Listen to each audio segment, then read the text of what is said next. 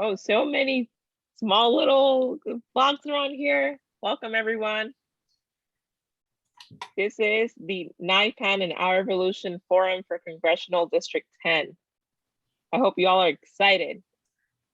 We're going to start in a couple minutes and wait for a couple more people to come in. But again, this is the NIPAN and Our Revolution Forum for Congressional District 10. We're excited to have all of you here. And the numbers just keep going up, 45, 46, keep coming in. It's great to see all of you here. So for today, my name is Maria Ordonez. I'm going to be your co-host along with George Albro, who is from NIPAN. You can introduce yourself, George. Yes, George Albro. I just want to let you know that Maria is the youngest person in our NIPAN leadership, and I'm the oldest. So we make a good team. Yeah, a little. No, you're not. I'm the oldest. And we also have Anna Martha here from Our Revolution, and Jenny, who's our organizer, and Ting, who's our amazing communications director. Or you're our treasurer too. I forget. You do so many things for NIPAN. Ting is amazing. And Anthony. So whenever you see like a 30-second sign, that's because Anthony's telling people you have 30 seconds to speak, and that's it. We move on to the next question. So these are the folks who are going to be leading the call today. I'm excited to have you. Numbers keep coming in. Now we're at 52. This is exciting. Again, NIPAN and Our Revolution Congressional District 10 call. So we're going to start in a couple minutes. George, should we start? Yes. So everyone, thank you for coming. Here's Yuh-Line. And before we hear from our first candidate, we just want to point out that this forum is being sponsored by NIPAN. That's the organization that we all, Maria and I, are in. And we're an affiliate of Our Revolution, which is a national organization. We're the New York affiliate. And they are co-hosting this event. Just so you know, though, this is an election that a lot of people are interested in, but this election will take place on August 23rd. We have another election that's taking place next Tuesday, a week from tonight, and there's early voting going on right now as we speak for the governor and lieutenant governor. And we need all you folks to go vote, either early voting or next Tuesday, for the NIPAN OR candidate for governor, Jumaane Williams. I think people know about him.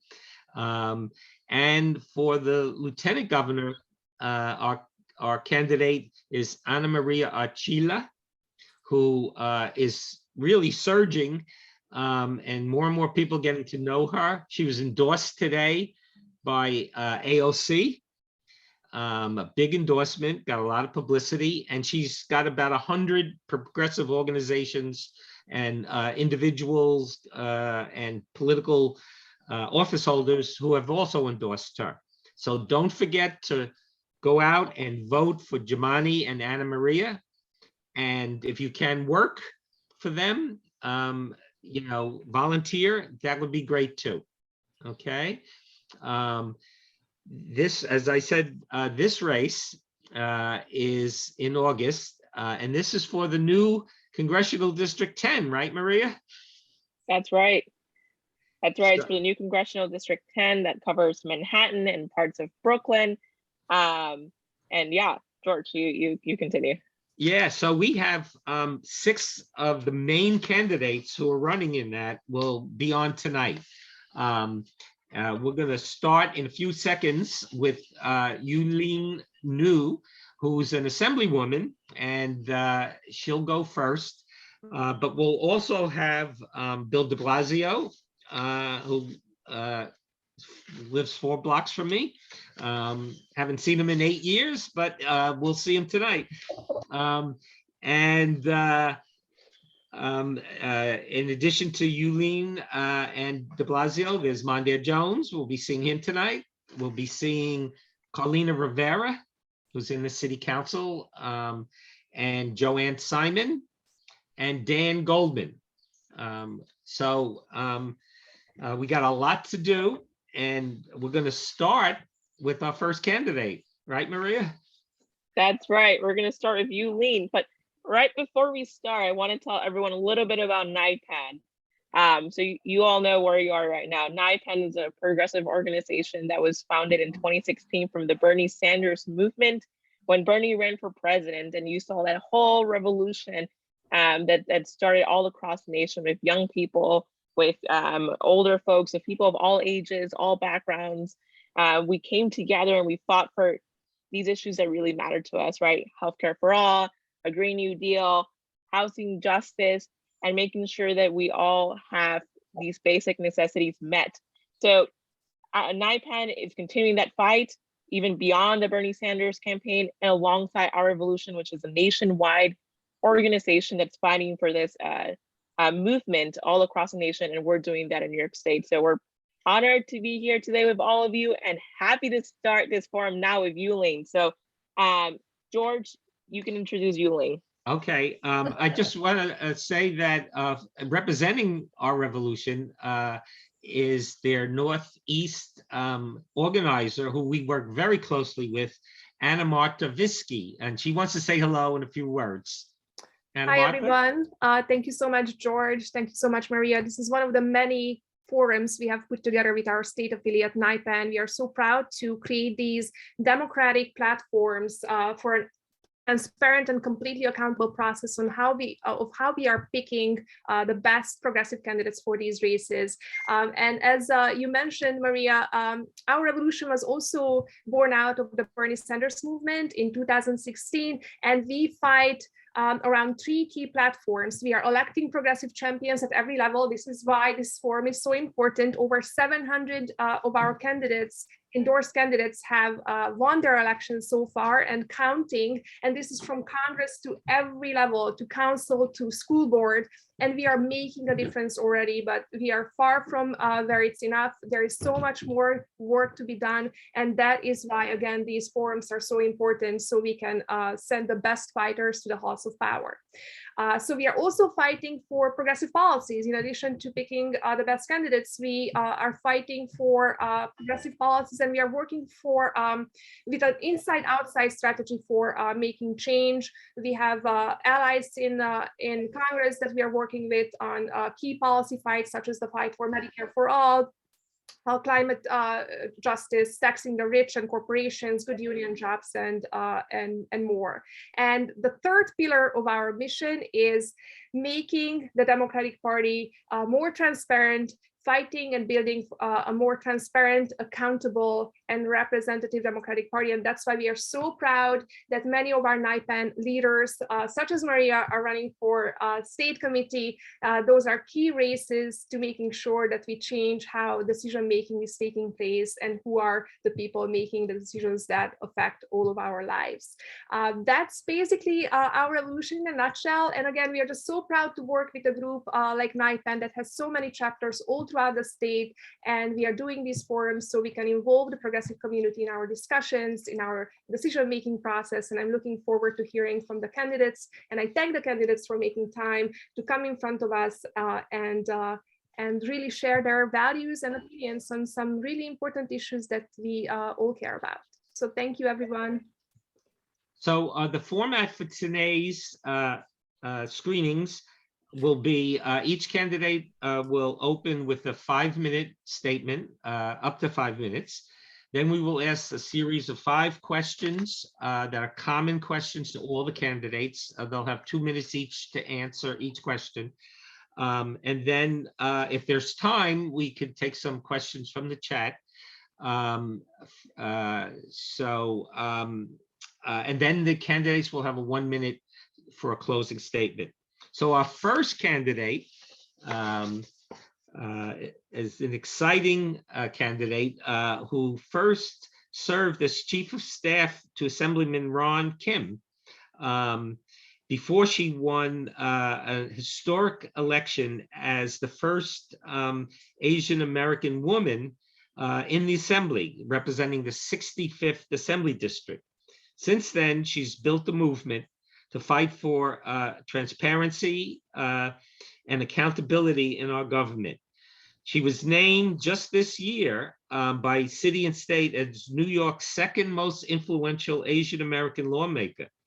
She's a proud graduate of CUNY Baruch and a loving dog mom to Samson. That's a great name, Samson.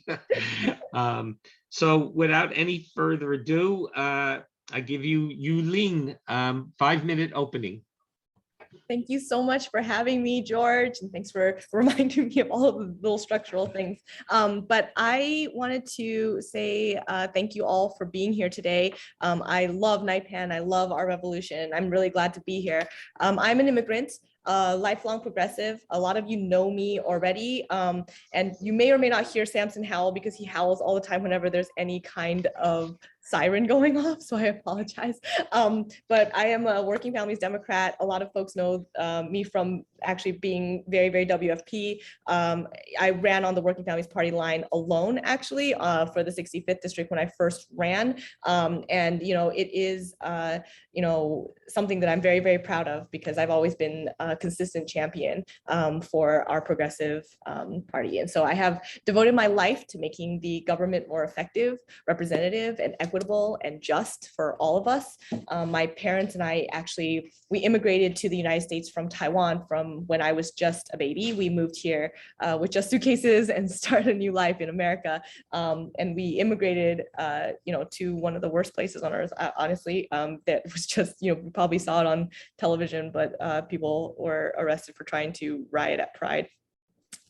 It was Moscow, Idaho, in that area. So I just want to say that, you know, my parents, they chose some places, but I chose New York. I'm also proud to say that I'm a proud CUNY Baruch graduate, and I've been fighting for the people of New York for more than a decade. I have worked on the state level of government for over 20 years now. And in New York, I served as you know, George has said, Chief of Staff to Assemblymember Ron Kim for several years. And in 2016, I was elected to represent New York's 65th Assembly District in Lower Manhattan. And obviously, you know, I have always represented marginalized people of color. And in this district, you know, we have been redrawn to connect Manhattan and Brooklyn Chinatowns, and where the AAPI population actually doubled from 10% to over 22%, and at a time where AAPI New Yorkers are the fastest growing demographic. And I want to continue to work alongside all of my progressive friends and fam to be able to continue the fight to make sure that we have representation, diversity, and perspective and lenses in our halls of government. You know, we all know that those closest to the pain should be closest to the power. And so we have to continue to fight alongside one another to make sure that we're having that representation. I'm running for Congress in District 10 because this is my home. The people who live here are my neighbors, and no one knows who we are, what we need, and how to fight for our community better than we do. And in the 6 years, I have obviously been very representative of my district, listened to this community's needs, and been an active part of this community and been side by side with this community on so many different fights. You know, we continue to have fought for obviously a lot of the things that we have, you know, wanted for all of us, right? Healthcare, housing, all of the things that we constantly talk about when it comes to social services needs. You know, and you've seen me be very, very courageous when it comes to fighting for our working families, fighting to make sure that we have a budget that reflects our values, the things that we care about. And I have stood up against corruption, whether it is Governor Cuomo or whether it is, you know, our own leadership, when we have to, you know, fight to, you know, be heard on the issues that we care about. And we have to make sure that we are unflinching when it comes to standing up for the things that we believe in. And I think that I have shown to that political courageousness. Ana Marta, like she told us just now, you know, all of the things that we want in a leader. And I think that, you know, it's important to embody that every step of the way. The community deserves a representative who actually, you know, embodies that courage. And I've been fighting for New Yorkers for over a decade and know that this know this community's needs like the back of my hand. The district knows me because I have fought alongside them for years, from fighting alongside us for immigrant legal services to criminal justice reform to making sure that we have healthy food for all of us. And, even, took the time to make sure that we were on hunger strike with our taxi drivers, making sure that we got arrested alongside airport workers. We have to make sure that we are fighting for folks, and it takes courage to stand up for justice. And I always have, and regardless of what it costs politically or who, and what it costs to myself, I have to make sure to stand up. So thank you so much. Thank you. The first question is on healthcare, and it's going to be asked by Arthur Schwartz, our legal counsel, treasurer, and moral guidepost. Arthur, are you on? Yes, I'm here. Hi, Yuh-Line. You heard that, moral guidepost. I love it. Okay, so in Congress, one of the most important bills, in our opinion, that issues that you're going to be asked to work on is Medicare for all. There is a House version of Senator Sanders' Medicare for All bill that was introduced by Representative Jayapal, HR 1384. The first question is, will you support it? But the second question, because we know you're going to say yes. The second question is, what will you do to fight for its enactment as a congressperson? And the third question is, I know you supported the New York Health Act, but if you're in Congress, what will you do to push the adoption of the New York Health Act, even though you're in Congress? So it's a two-part question. What will you do to fight for the Jayapal bill? And second, what will you do to try to get New York Health Act passed? So first off, I will support it. So yes, you are correct. I will answer yes. And then second, what I will do to fight for the enactment. Obviously, I think that it's all about coalition building, whether or not it is, something that people are fighting for. It's about moving hearts and minds. It's about building coalitions. You cannot do anything without a coalition of people. And I will say that, I'm very, very proud to have moved hearts and minds during the time when Cuomo was trying to enact a austerity budget, as folks know. And we got so close. We got close enough to make it so that with one vote, we could have overturned the budget. And that was something that I will say was very significant. And I think that it's always about coalition building, making sure that we're talking to one another and building enough power to be able to be unignored. I think that that's really what it is. And I think that, I will continue to be as thoughtful in my coalition building as I have been in the assembly. And I will continue to help to build power for our progressive movement, and also for making sure that we have the New York Health Act as well passed. Because one of the things that I think that the federal government can do is to make things easier on the state to be able to get what pieces are missing to get to the places that we know are the places that we should be going. One of the biggest fights on the New York Health Act is cost. And I think that a lot of people will say like, oh, it doesn't, it saves more money than it costs, but that's on our side. But a lot of times people will be like, well, the initial cost is going to be very, very heavy for the state. And I think that that's where the federal government can come in to make sure that the New York Health Act is enacted. George, back to you. Thank you, Yuh-Line. The next question, which I guess I'll ask, has to do with the defense budget, which if you're in Congress, you have to deal with. It's in the background of our country just concluding a 20-year war in Afghanistan, during which our military killed tens of thousands of civilians and resulted in the same regime in power that was when we first got involved there. And then, of course, we had the Iraq War, which was 15 years, in which our leaders intentionally lied to Congress and the people to gain their support. We're now sending billions upon billions to Ukraine, becoming increasingly more involved in a dangerous war and continuing to fund tyrants and aggressors around the world. As a result, our so-called defense budget, which is supported by both parties, is now greater than the combined defense budgets of the next 10 largest countries. And it dwarfs all US spending on human needs.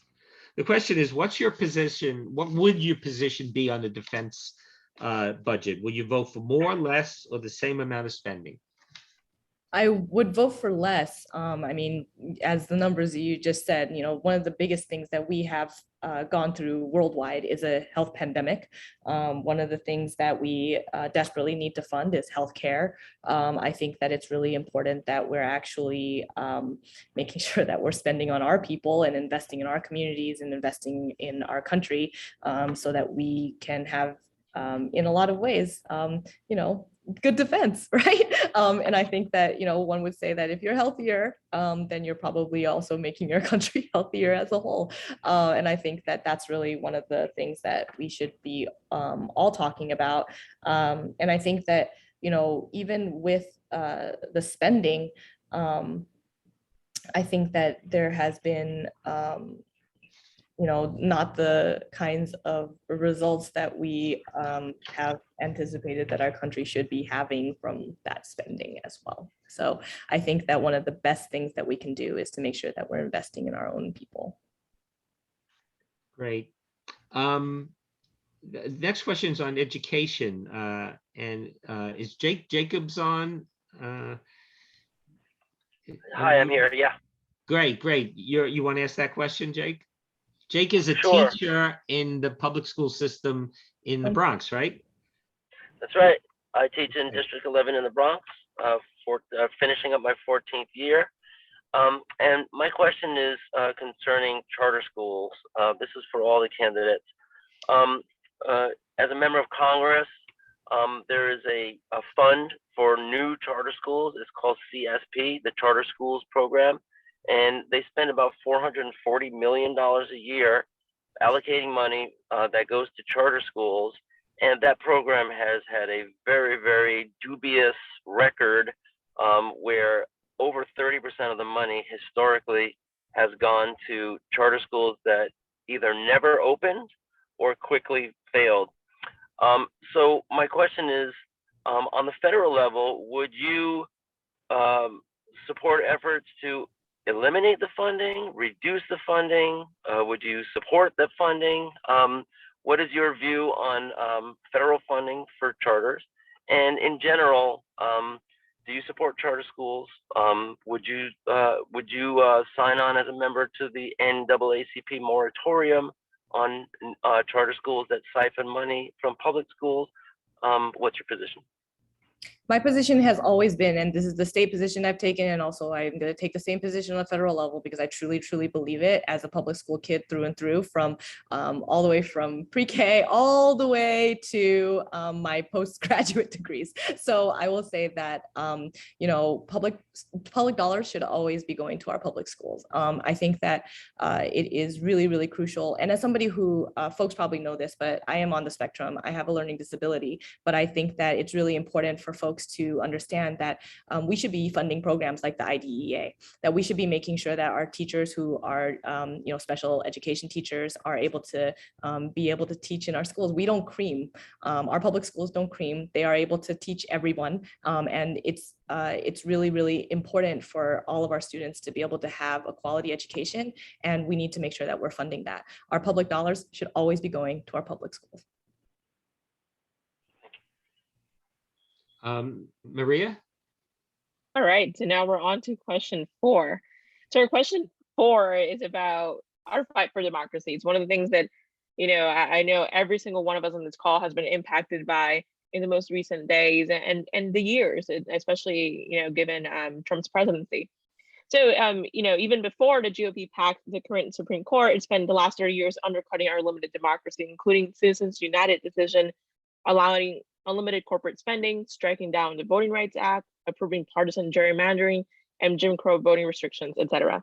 Now the GOP has become officially a pro-terrorist, anti-democratic party intent on ending free elections, while mass murder is condoned and our right to privacy, including reproductive freedom, has stays left. On top of that, our planet is on life support. We have so many issues going on that are impacting our democracy. So given these existential threats, what can you as a member of Congress do to save our democracy? There are so many things we can do. I just wish that we would do them. You know, there are so many things we can be doing to hold people accountable, and we can make sure that we are, you know, regulating, you know, so many different things. We can attack corruption. We can tax the rich by making them pay their fair share. We can deliver healthcare and affordable healthcare for all. We can make sure that we are advocating for our immigrant families and friends, and we can, you know, fund our public education system. We can fully fund our public housing. We can make sure that we are combating hate and bigotry and all of these things by, you know, passing the laws that will protect us and stop terrorism. You know, like actual domestic terrorism is happening right now in this country every single day. Like it's frightening. We need to make sure that we are, you know, passing a Green New Deal. You know, I think that we need to be making sure that we have, you know, infrastructure changes for, you know, for so many of our school buildings, for example, with these public school Green New Deal. We have to make sure that we are investing in social services and redefining what community safety looks like. We need to make sure that we are protecting a person's right to choose. And I think that we are making sure, we have to make sure that we are also ensuring, you know, LGBTQ rights, especially trans rights, you know, this is human rights. Like we could be protecting human rights. We could also be, you know, doing things like taking the asset limits off of our social services, like and social benefits, right? We could be doing things that will transform the way that we think about things. I mean, my mom tells me all the time, like, you're a WIC baby. Remember, you're a WIC baby. You know, we could be like making sure that our programs are getting the funding that they deserve. And then on top of that, expanding it so that there's like no more stigma and everybody can have access to it in a way that will actually, you know, help people. We have to fix these broken institutions and expand our democracy. And thank you so much for the question. We can do so much. I wish that we would do it. That's all. And I promise that when I get there, that's like all I will be doing. Yeah, thank you for that. I mean, that question was packed. So thank you for your answer. I'm going to send it back to George for the last question. Thank you. So the last question has to do, somewhat related, defense of human rights, particularly in the Middle East. And our country's elections. You know, many progressives of all backgrounds have been deeply disturbed by recent attacks on progressive journalists, academics, and political leaders who have spoken out against human rights abuses. We see that we are funding a government in Israel that is intent on an illegal annexation of lands on the West Bank. Particularly disturbing in this is the role of a group called AIPAC, which has interfered in several congressional elections, falsely accusing progressives like Nina Turner and Cisneros, who narrowly lost her election. They falsely accused them of being anti-Semitic just because they spoke out in favor of the human rights violations that have been committed. Fortunately, in our district, we have a lot, in CD10, we have a lot of members of J Street and the Jewish Vote, which are counterweight to AIPAC.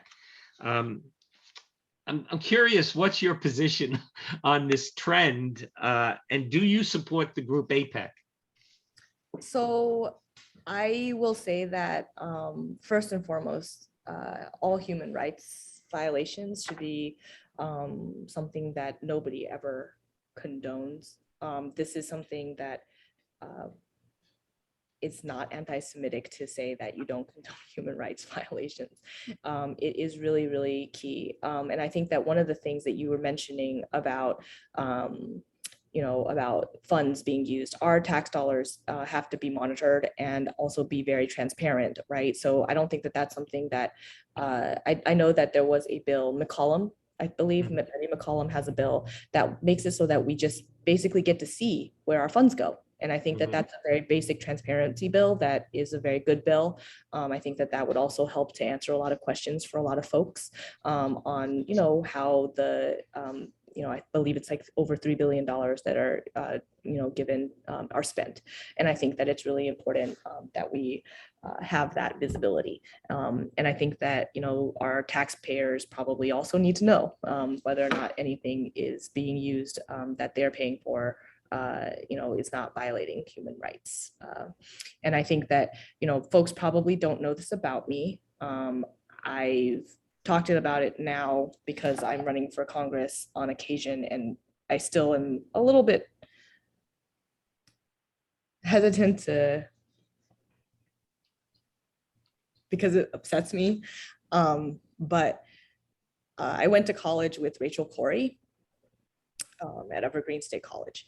And as people know, she was protecting Palestinian homes when she was bulldozed to death. And so I think I have a little bit of a lens into some of the pain there. And I will say that it's really important that we are fighting for human rights everywhere. And, and that's going to be everywhere. It's global, right? I mean, right now we can talk about the Islamophobia that's happening in China. We can talk about the Islamophobia that's happening across across our country, right? Critiquing your own government isn't hatred towards others. It's critiquing your government for what they're doing to other people. Thank you so much for your very sincere, heartfelt answer. Appreciate that. Now you have 1 minute for a closing statement, right on time.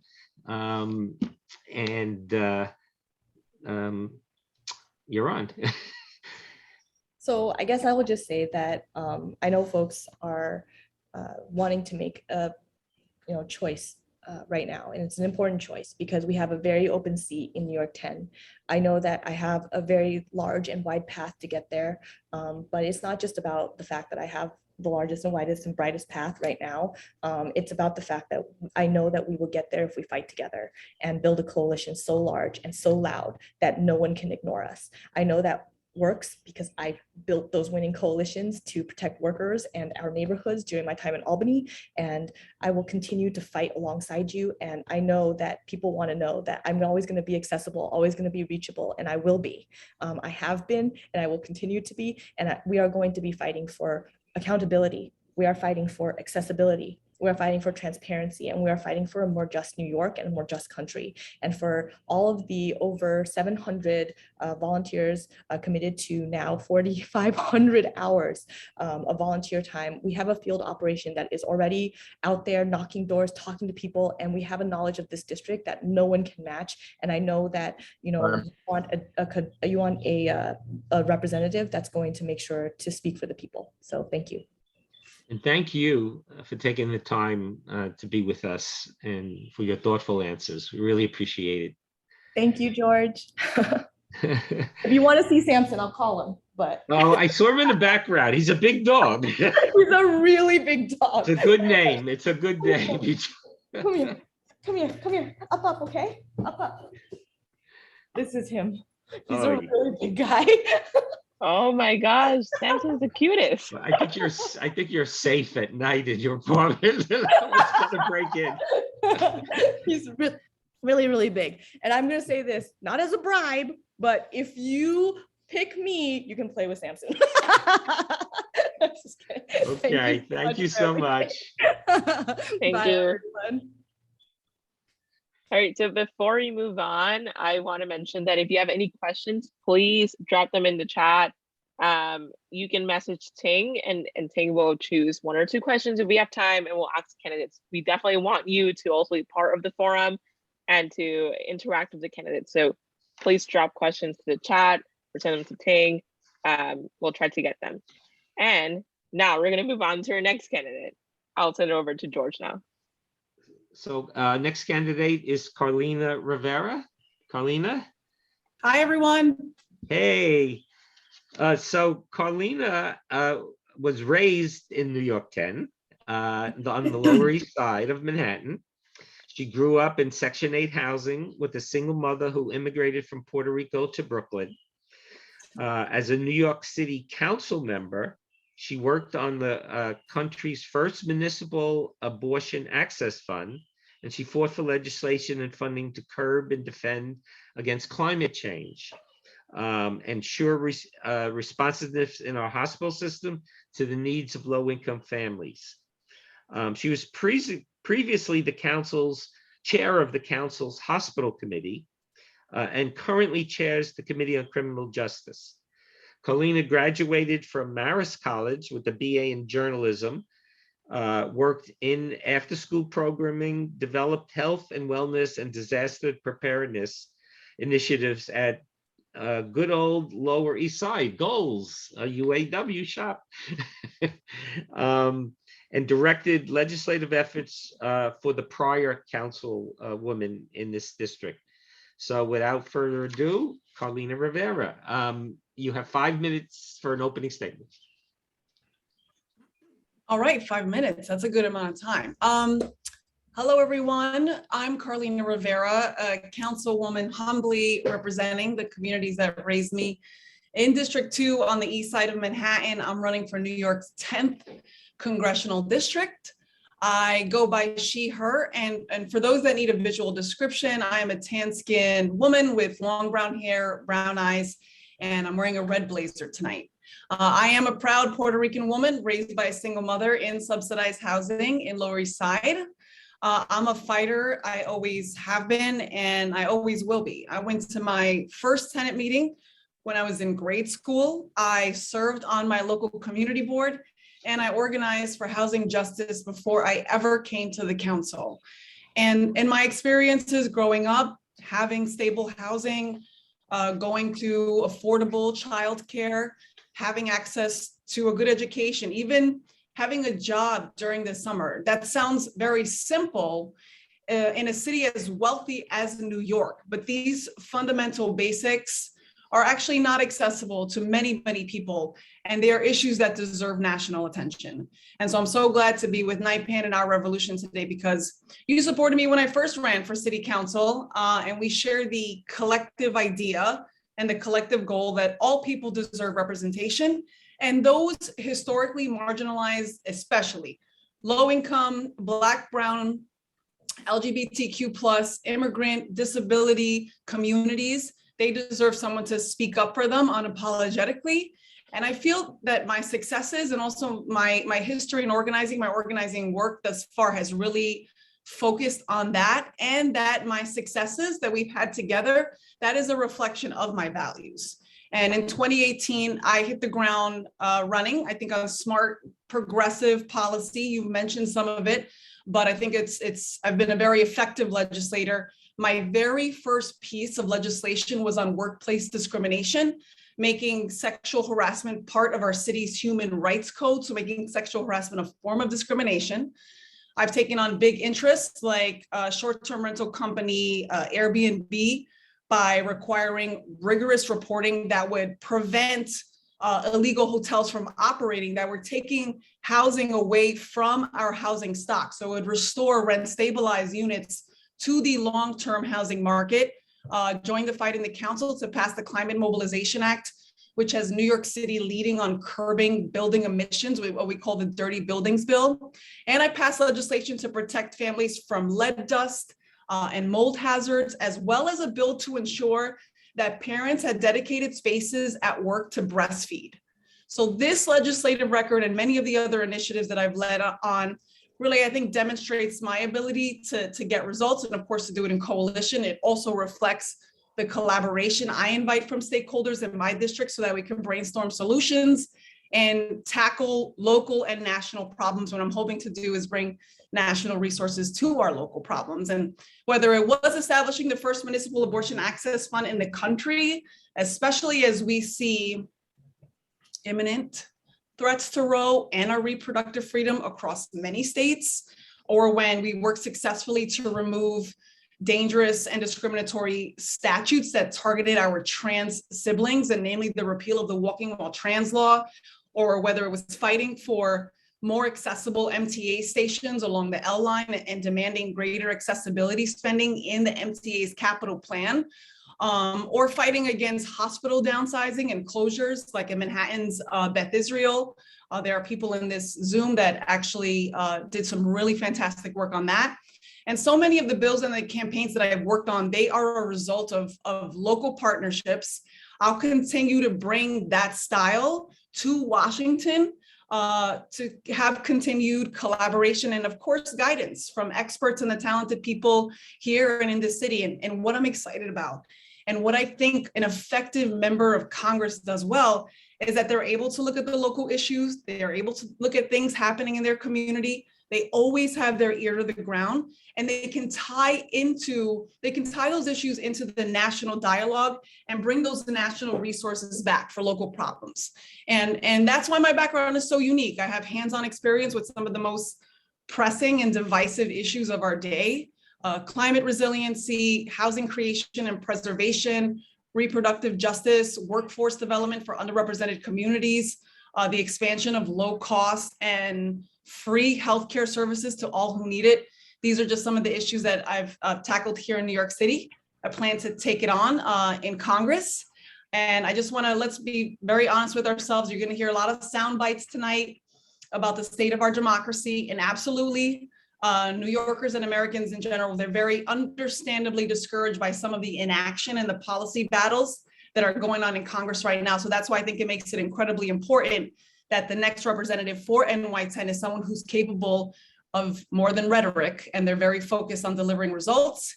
And I'll just say I do have a great coalition of supporters. I have NYCHA, Tenant Association presidents, PTA leaders, disability rights advocates. I have the endorsement of Congresswoman Nydia Velázquez, Brooklyn Borough President Antonio Reynoso.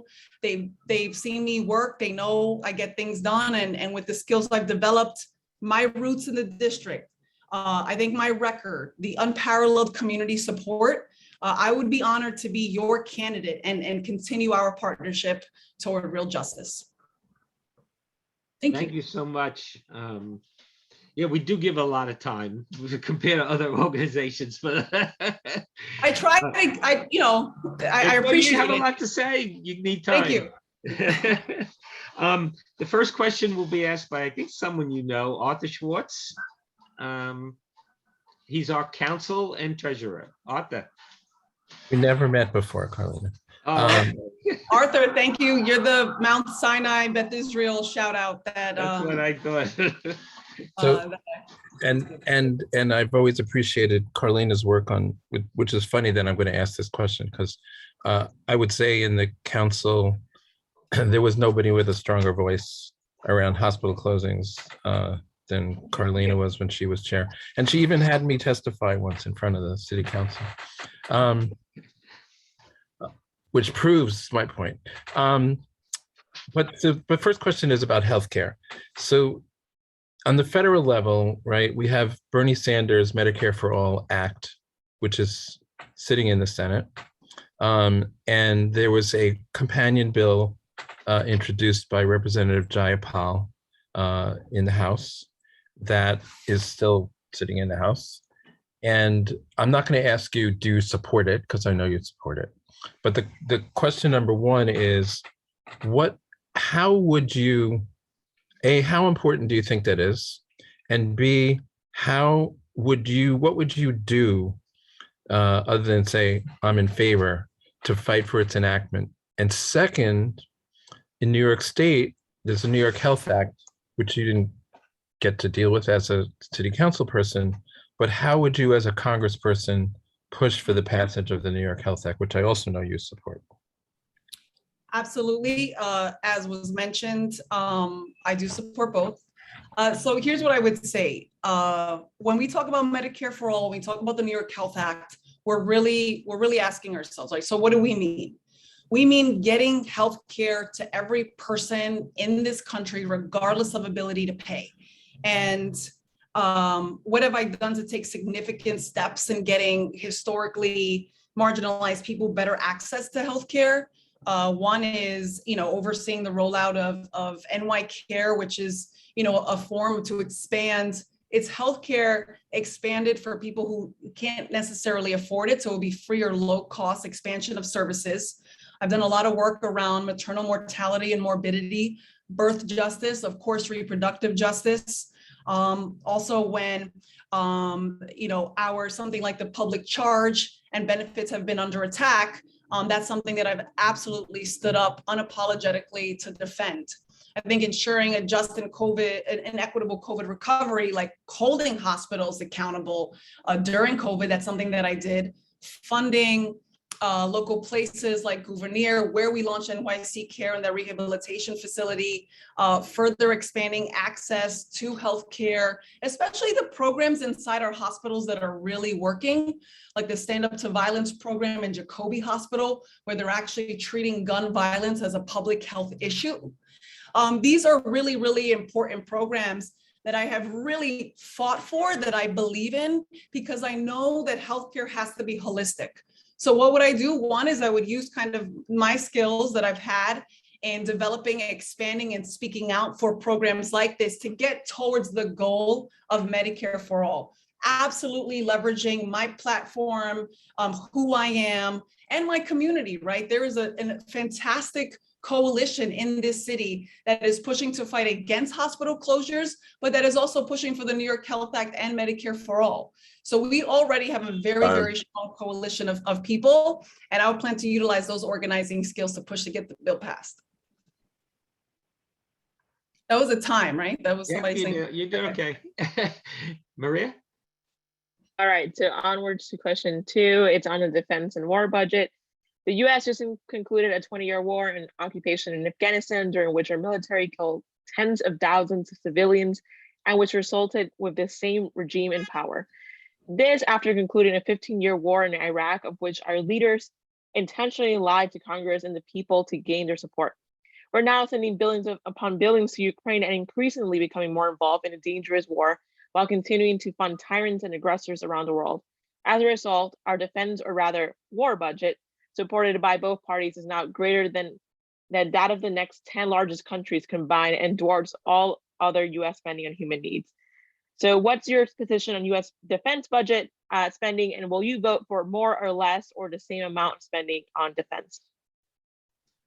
Thank you for the question. It's very important. I think the best defense is a nation whose population is housed, whose population is receiving a good education, who is meeting the very basics on food, making sure people are not suffering from food insecurity, who have full, free, and low-cost access to healthcare. There is a place for us to have relationships and take care of our global neighbors, but we have to ensure that our dollars are used for the great need that we have here at home. And one example of what I've done to really be vocal about that issue is I support a piece of legislation I've sponsored, I intend to keep sponsoring and be vocal on, Move the Money.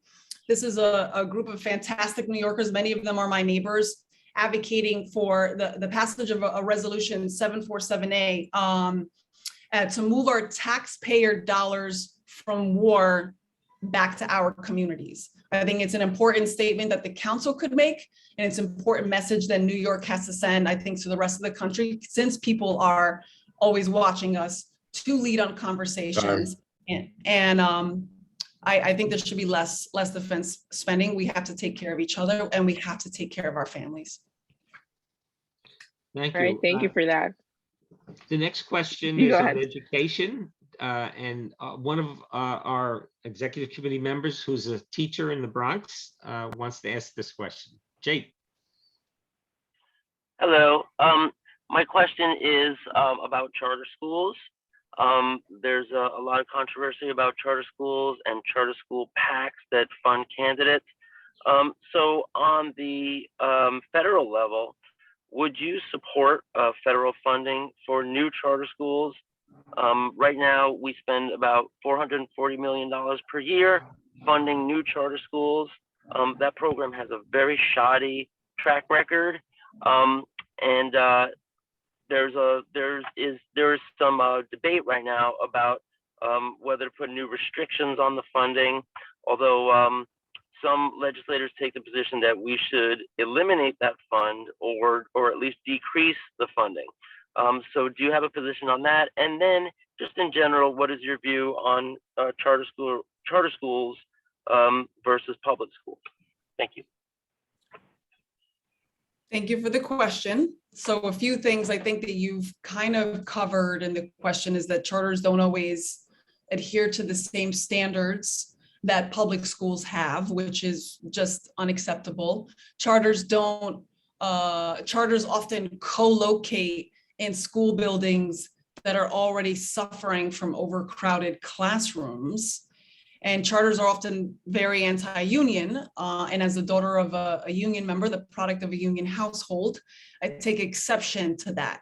There are exceptions to that, but we have to be very, very careful on education funding. You know, you mentioned $440 million a year in federal funding. We really have to ensure that public dollars go into our public schools. That is first and foremost, I think, one of the most important things that we should do as a city. And one model that I really do support, that I think is important inside of our public schools that should be funded and should be expanded, are community schools. These are like all-day school days with a variety of after-school programs, multiple meals, on-site health clinics, including dental care.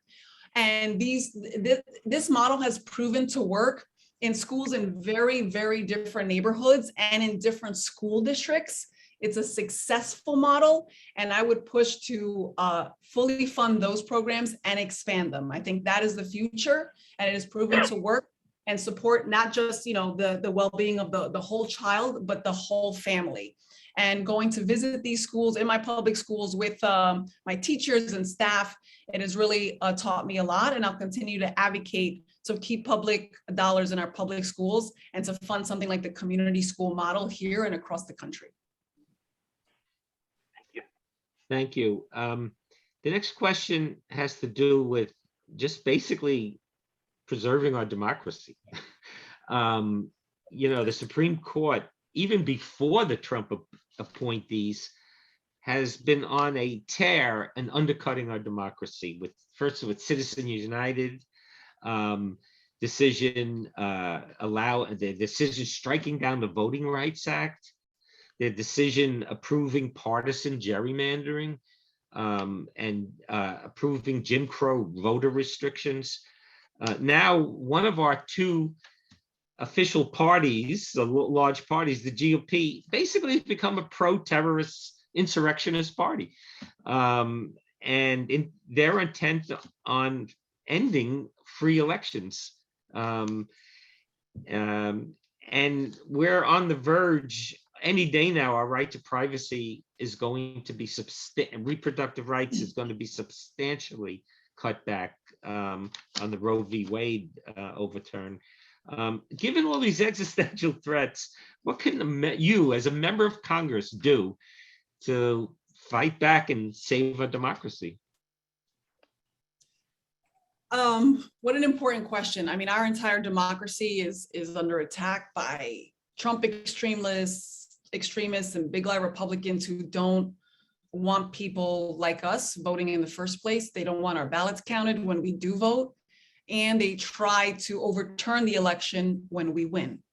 So I think Republicans are afraid of letting people vote because they know that their policies are unpopular, and if they have to face us fair and square, they will lose. I will fight tooth and nail against every Republican attempt to disenfranchise people and push back just as hard for universal voting by mail, early voting, extended polling place hours, the drop box voting, automatic voter registration, making Election Day a federal holiday. And in New York, we have done a lot of this work. It's happened actually very, very recently, which is exciting, and I would argue overdue, but nonetheless, I think we could even look to New York as a model in some ways. We just passed the John Lewis Voting Rights Act here, And so those sorts of wins are important, and we have to keep going. And we certainly want to make sure that New York City municipal voting has also something that was something I championed and worked on tirelessly in the council, that allowed city elections and participation by our immigrant community, including permanent residents. So we're doing great things here in New York City and the state. Clearly, people are still disenfranchised, but what's happening across the country is very, very serious. And it's important that we ensure that people have a voice and can use it. Thank you. So our last question has to do about defending human rights. And, you know, today we read Jessica Cisneros lost an election by 200 votes to a really, really bad Democrat. And, you know, we saw Nina Turner lost her election, even though she was up by 30 points at one time. And a lot of people, a lot of progressives who are running for office who have spoken out in favor of human rights find themselves the victim of these super PACs that have millions of dollars, and they spread false information accusing progressives of anti-Semitism. One of the groups that's behind this is AIPAC.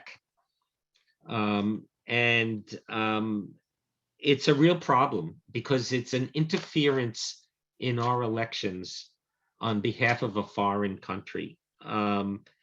Now, fortunately, in this district, we have a lot of people in progressive organizations like J Street and the Jewish Vote.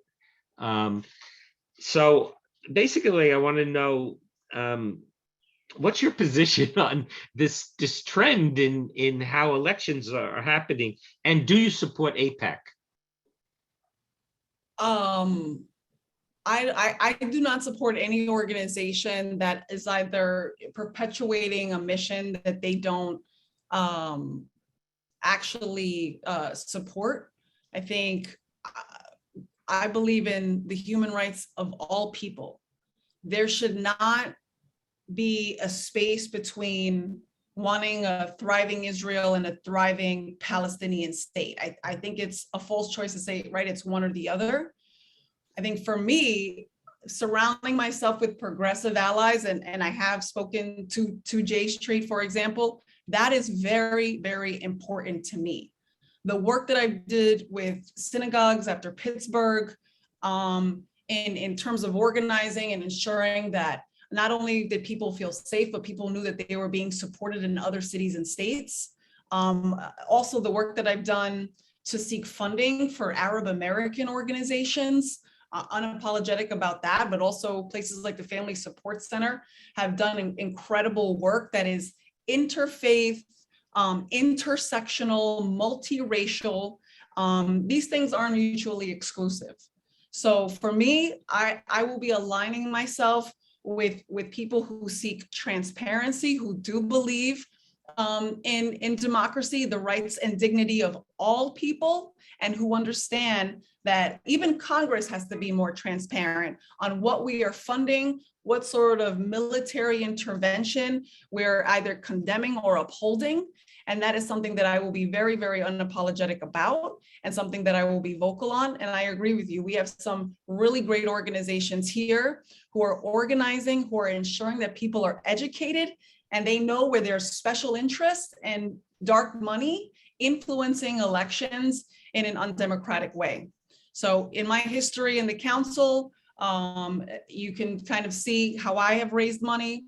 Luckily the city has a fantastic program called the Matching Funds Program. And that ensures that someone like myself with humble beginnings that doesn't have a very deep network of wealthy and affluent people could run. Ultimately, transparency is key, especially when it comes to human rights. And as I mentioned in some of my opening, ensuring that we're codifying human rights, even as a legislator, is important for messaging, communication, and the fair treatment of all. Great. Well, you're perfectly on time. And you have 1 minute to make a closing statement. And you're on. All right. Well, I just want to thank you again for the opportunity to speak with you all about why I believe I'm the most qualified candidate to represent the district. You know, some of the ways that we have come together to tackle the challenges that we face as a district, as a nation, as a planet. It involves making really hard decisions. They require leaders who don't cower when we have to act with urgency. They require leaders who will fight for our collective long-term benefit. Someone who wants to protect the city and protect our democracy for multiple generations to come. I think it's why I've earned the support of leaders like Congresswoman Velasquez, Borough President Reynoso, council members that cover the district like Lincoln Ressler and Alexa Viles, and many, many more progressive colleagues and community leaders all across NY10. So these colleagues in government, the advocates, the neighbors that are all supporting me, they know I will bring my successful coalition building skills and my work ethic to the forefront when finding national solutions on racial justice, climate justice, immigrant justice, disability justice, reproductive rights, tenant rights, LGBTQ rights, especially when our trans youth are under attack, and yes, voting rights and the defense of our democratic institutions. I hope to have your support.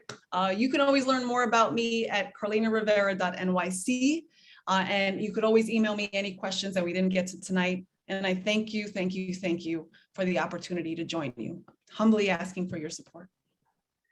Thank you so much, Carlina, for taking the time to be with us and your very thoughtful answers and statements. We have to part now. And our next candidate's here. We'll be here till 10 o'clock, so. Good luck, everyone. Thank you. Thank you. My 30-year-old turtle, but he's busy. So take care, everyone. Bye.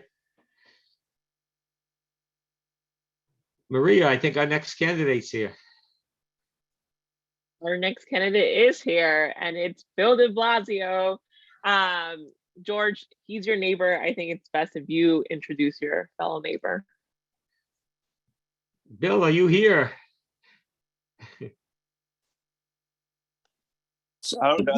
Can you hear me? Yes. Sorry about that. Who How is you this doing, guy? Yeah, it's like a mystery man, right? Wasn't he mayor of New York? I don't know. I didn't hear about that. So I could read this from memory, but I'm going to read what was sent over by your campaign. Bill was born in 1961 in Manhattan and grew up in Cambridge, Massachusetts, which is where the Boston Red Sox influence came. Exactly. He graduated from NYU with a bachelor's degree, received a master's degree in international affairs from Columbia. In 1989, Bill joined New York City mayoral candidate David Dinkins in a great campaign as a volunteer coordinator. After Dinkins was elected, Bill worked in City Hall as an aide. He became regional director for the U.S. Department of Housing and Urban Development during the Clinton administration. In 1999, he was elected to the Brooklyn School Board position. Now that's starting from the bottom. There you go. Grassroots, baby. The following year, he managed Hillary Clinton's successful 2000 senatorial campaign in New York. In 2001, Bill was elected to the New York City Council, where he represented District 39, my district. He was elected public advocate in 2009. In 2013, he was elected mayor of the city of New York. He won a second term in the general election on November 7th, 2017. I give you Mayor de Blasio, or former Mayor de Blasio, whatever you prefer. I prefer Bill because I am very happy to say I am, George, back in our neighborhood, living again on 11th Street after way too long a delay. I experienced the supply chain problems personally. We were trying to get our house back. And so Bill, let me just break. So you Yeah. have 5 minutes to do an opening statement. And then we'll ask questions. So you have 2 minutes for each question. So perfect. You're on. Thanks so much. Listen, everyone, first of all, thank you very much for the opportunity to be with you. I have appreciated very much the work of NIPAN and our revolution. Look, I believe we need fundamental change.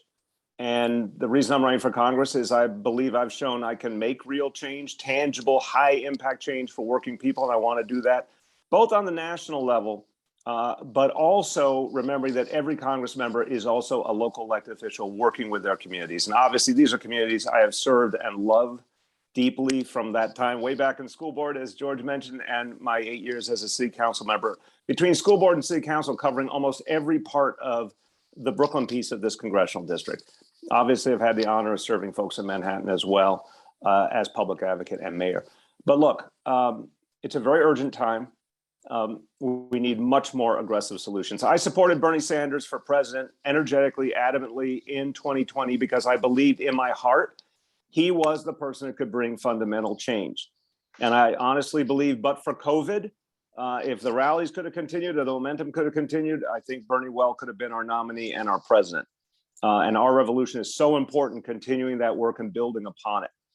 So this is very personal for me. This is a movement I believe in, that I've supported.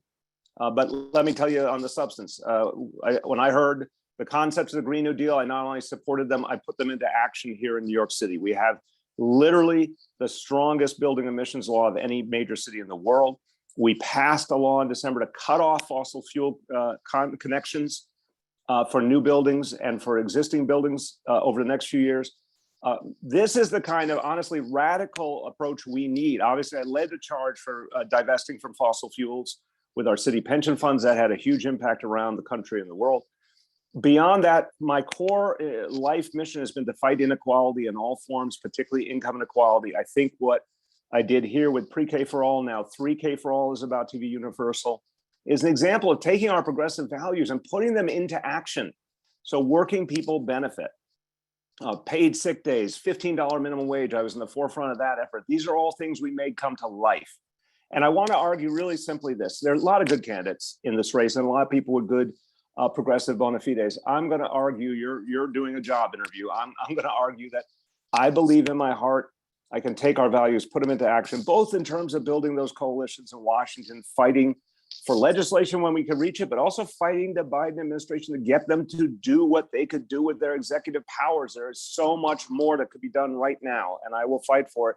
But also here in the city and the state, I believe we prove that progressive values work in governance on the ground. We got to keep building on that.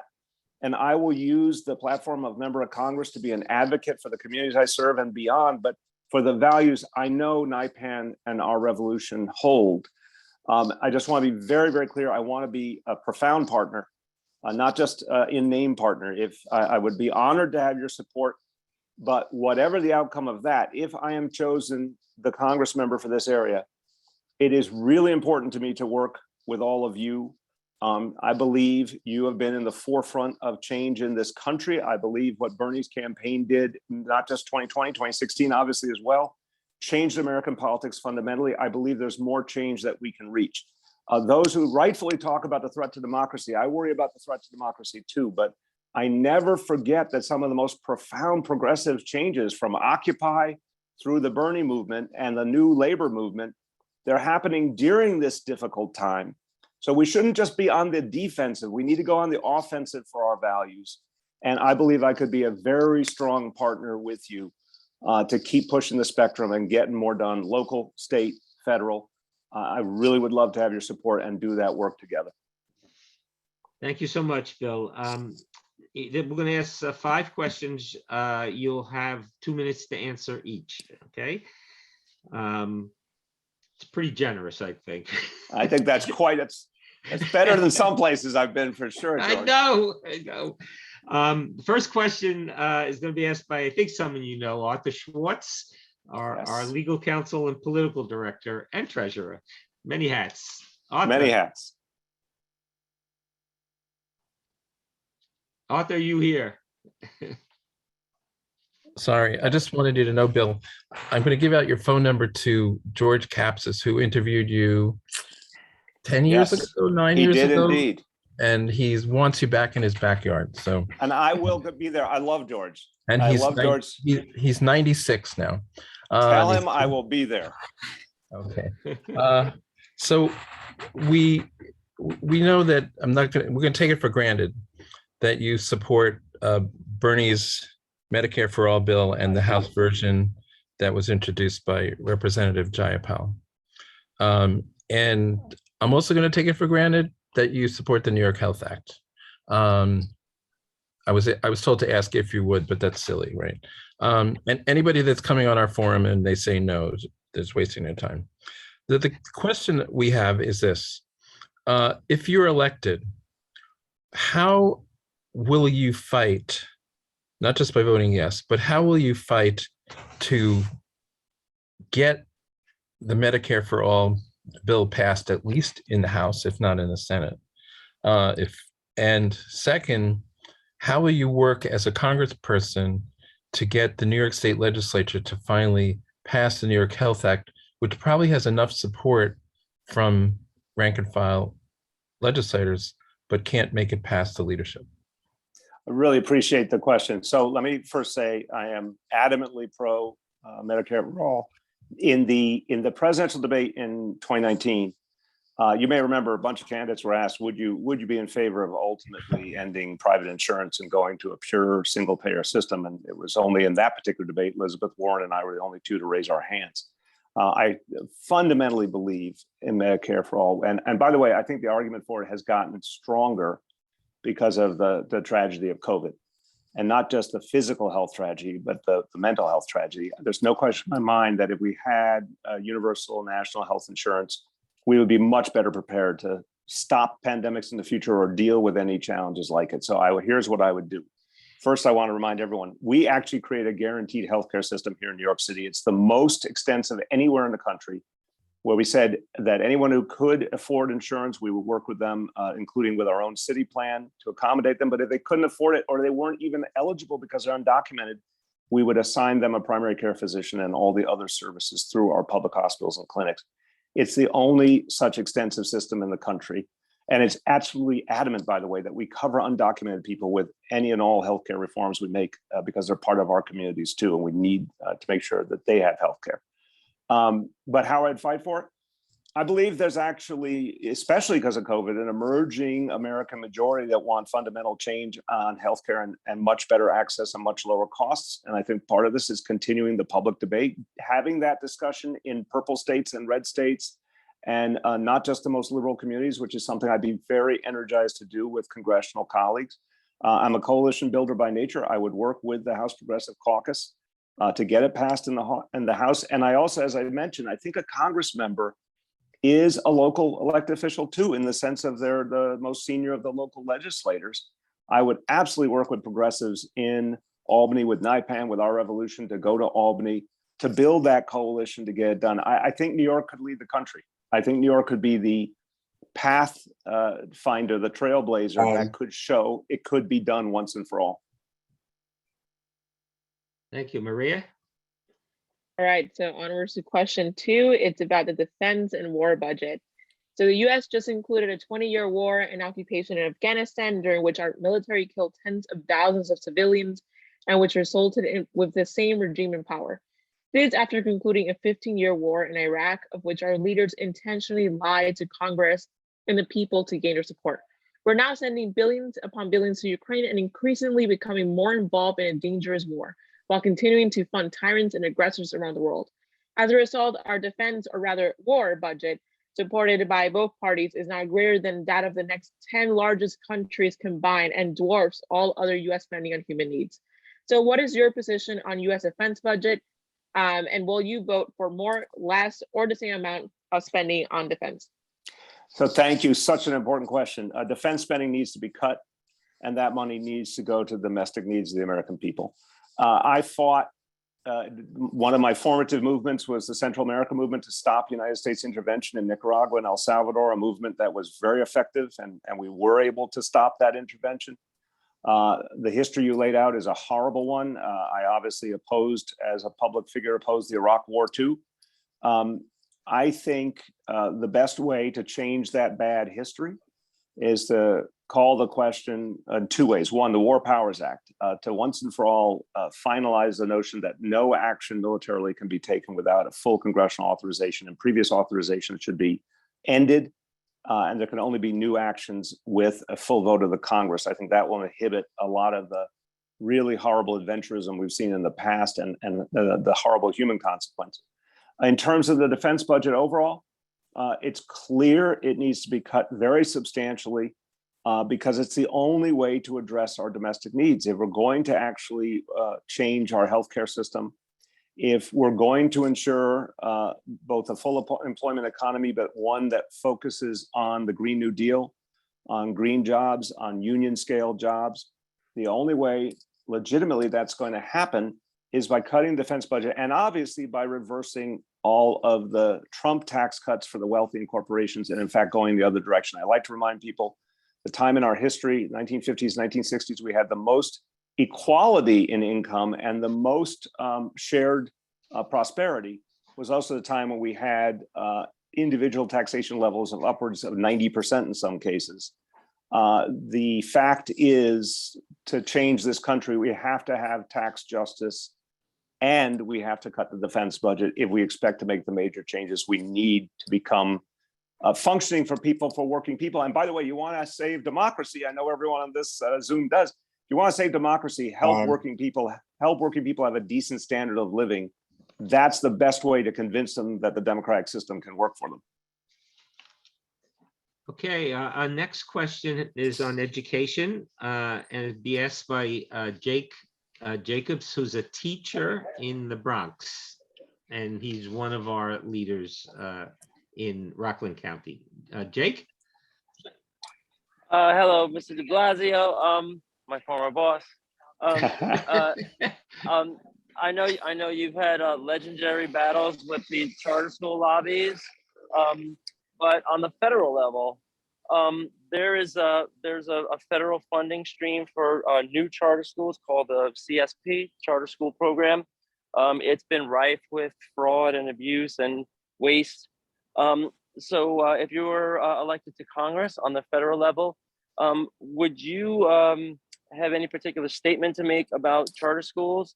The examples would be defunding that program or reducing the program, or as the Biden administration is proposing now, placing new restrictions and new oversight, which is being bitterly fought. What would your position be on the federal charter school program and charter schools in general, please? You're right about the legendary battles. Look, I'm the first to say not every charter school is the same. There are some that serve children across the board of children of all needs and do it honorably, but there are way too many that exclude English language learners, special needs kids, kids who don't test well. The exposés about the Success Academy, I think, tell us quite a bit. I fought those battles. I'm proud of them. What I would do, first of all, I believe in traditional public education. Traditional public education is what's going to determine the future of the country. What we need to do is what we did in New York City: add grades, add pre-K and 3K universally nationally. I would fight for it. It was in Build Back Better. It was taken out. I would fight to make it happen. It would be an adamant and personal fight for me because we proved the worth of it here. But in general, community schools, another thing we invested in greatly here, have proven to be incredibly effective. We need a huge federal infusion of funds to traditional public schools, not to charter schools. I would oppose funding for charter schools, period, with all due respect to them. And again, some may serve children well, but we're kind of at a battle right now, not just heart and soul of the nation in terms of democracy and values, but if we expect to be a successful nation, either in terms of democracy or in terms of the modern economy, our ability of our young people to thrive, we have to entirely change our assumptions about education. Until we do early childhood education right, until we invest properly in traditional public schools, we literally can't succeed fully as a country. And other countries around the world prove that every single day. So I would say I would go to Congress with deep, adamant views on how much we have to change our approach to education. And I could back them up, having been under the mayoral accountability system, the person in charge of the nation's largest public school system, I could speak with a particular authority, and I think I could move a lot of members and help move the national debate away from this fixation with charter schools and vouchers and everything else, and back to where actually the vast majority of Americans and their kids depend on. The traditional public schools are the backbone of the country. Let's fund them and support them accordingly. Thanks very much. Thank you. Thanks for what you do, brother.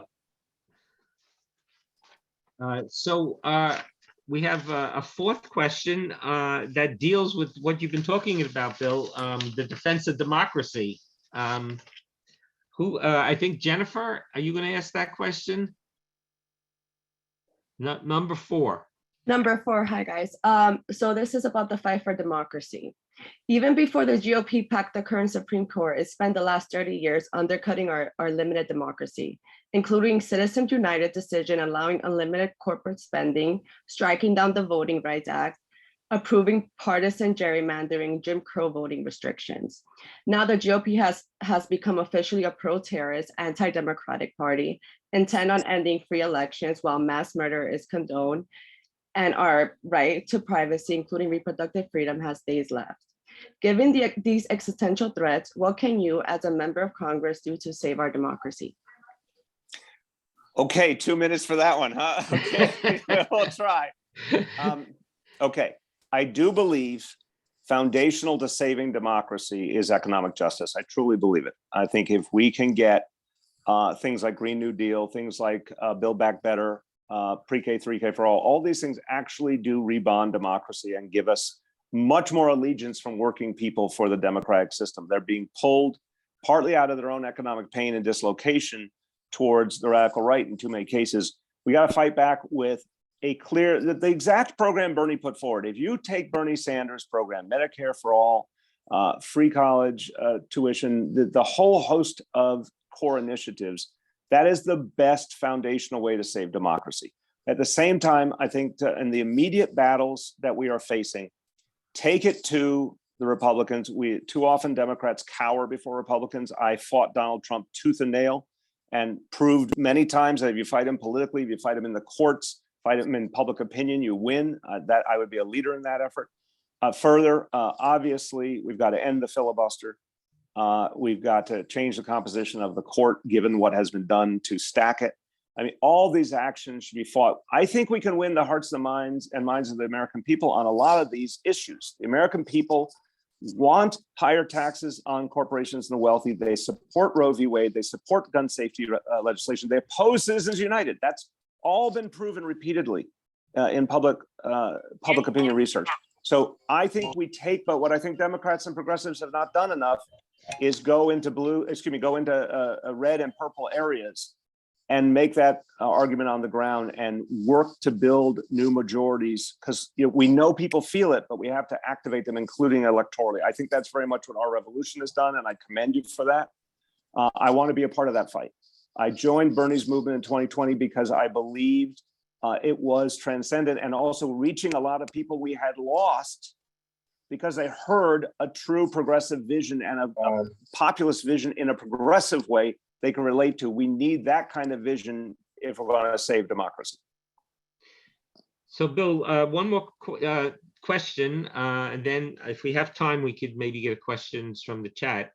But I don't like to editorialize, but when I woke up this morning and saw that the rent guidelines board of the new mayor had huge increases, 3.5% and 5%, which is really going to hurt tenants. I thought of your rent guidelines board, which was the only rent guidelines board to freeze rents for several years. So I just think people should know that. And it was 50 years, just a quick fact point. The rent guidelines board has been around for 50 years. The only time it actually gave justice to tenants and the only time it did rent freeze was in my time. And people are hurting. I mean, this is part of another reason I'm running for this office is people are hurting in the post-COVID world and they need a lot of relief. And unfortunately, this action takes us in the wrong direction. Right. So this question has to do with defense of human rights and protecting our democracy and our elections.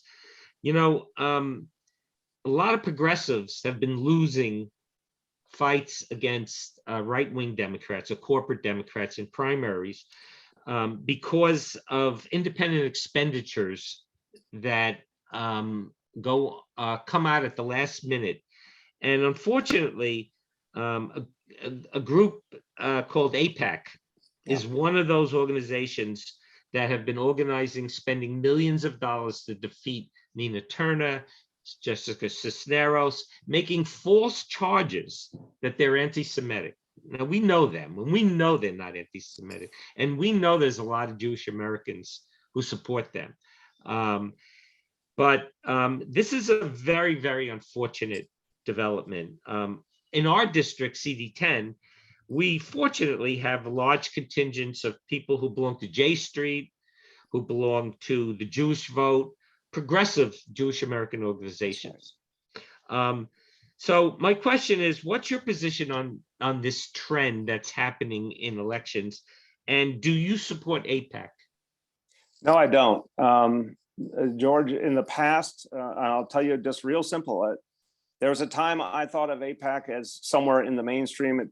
I knew a lot of Democrats, even liberal Democrats, who were part of it. And that wasn't so long ago. And I did engage with them, and I engaged with a variety of Jewish organizations across the spectrum. But in recent years, AIPAC has changed in a way that to me is unacceptable. I've made very clear to AIPAC, to the people I know in it, I am not seeking their endorsement and would not accept it even if it were offered. They have changed in a way that is unacceptable to me because they have attacked people I believe in. I raised money for Nina in her congressional race happily. I believe in Nina. Charlene and I spent wonderful time with her and her husband at Gracie Mansion because we believe she's an incredibly important American progressive leader. I thought the attack on her was not only horribly unjustified, it deprived our nation of someone who could have been a huge difference maker in terms of our progressive movement. And by the way, I don't think Nina's time is over. I really look forward to her the very next opportunity achieving a position of leadership because we need her. No, the targeting of fellow progressives, I'm going to use a phrase that you may have heard over the years. I value it coming out of the left from my earliest years in high school. It's uncomradely to attack a fellow progressive. And in this case, to see a progressive who was such an important leader taken out of the game by crazy amounts of money, that's not acceptable to me at all. I do look forward to working with progressive Jewish organizations. I believe in a two-state solution adamantly. That's what I would fight for in terms of the Middle East. I think it still can be done, but bluntly, it needs to be put back on the agenda. It has slipped off, both in the American discourse and the Israeli discourse. We need to fight to get it back on. It's the only path forward to peace in the region for both Israeli and Palestinian people to have their own states. I would fight for that, and I would certainly fight against any organization that attacks my fellow progressives. Great. I think we have time for a question from the chat. Ting, are there any questions of Bill from the chat? Well, there's a bunch of them. I think the one I'm going to pick on, he may not like though, which is, do you agree tonight and in the future not to take any corporate PAC money? Yeah, I haven't taken corporate PAC money that I know of. And if I did, it was long ago. Yes, I oppose all fossil fuel donations of any kind. Absolutely do not want corporate PAC money. Great. Any other question, Ting?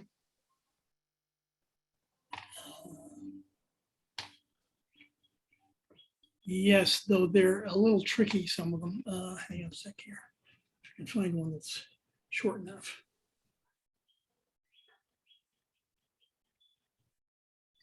Sorry, folks. No problem.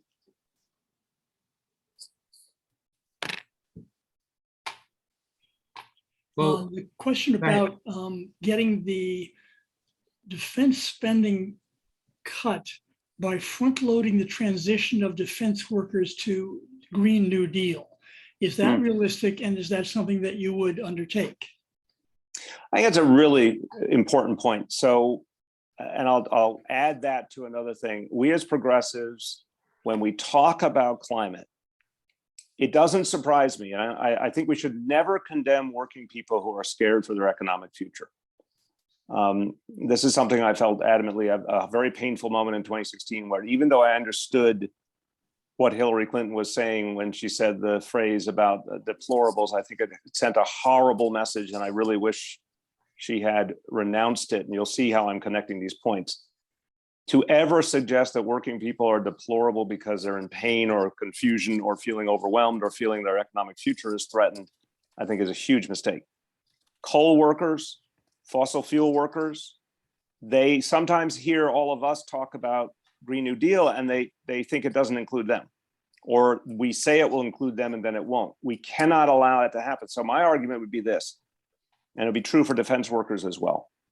We have to create a system at the federal level, but we could also model it very powerfully at the state and local level, where we create the new jobs and show people there's an actual pipeline to them, not this horrible trend. And this has been kind of a moderate and liberal Democrat affectation that we promise working people, quote unquote, retraining, and then they either never see the retraining or the retraining gets them no real work and they end up working at McDonald's or wherever else.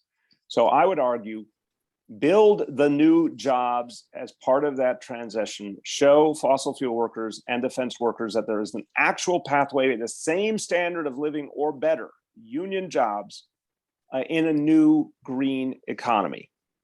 I absolutely think that's a very, very appropriate application of the notion of how we reduce the defense budget. And I would say not only do we have endless needs around Green New Deal and renewables, we have endless needs around environmental restoration, brownfields, et cetera. We have in another front, we need a huge number more education workers in this country and mental health workers.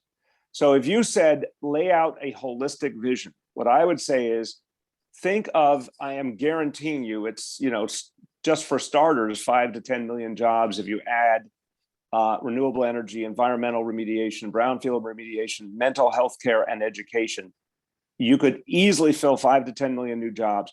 Make clear by action that for all the folks being displaced when we move off fossil fuels or move off of overspending on defense, that we not only train them, but legally guarantee them jobs in those areas that actually would build our nation. It has to be legally binding. It has to be funded, again, federal, state, local, whatever combination. It's very ambitious, but that model would actually be transcendent for the country, and also, again, would reinforce democracy, because a lot of the folks who have been dislocated or fear they will be are the most susceptible to right-wing populist appeals. I want to take those appeals away by giving people an economic path forward. Thank you so much, Bill. You have 1 minute for a closing statement. Thank you. I value and appreciate deeply NIPAN and our revolution.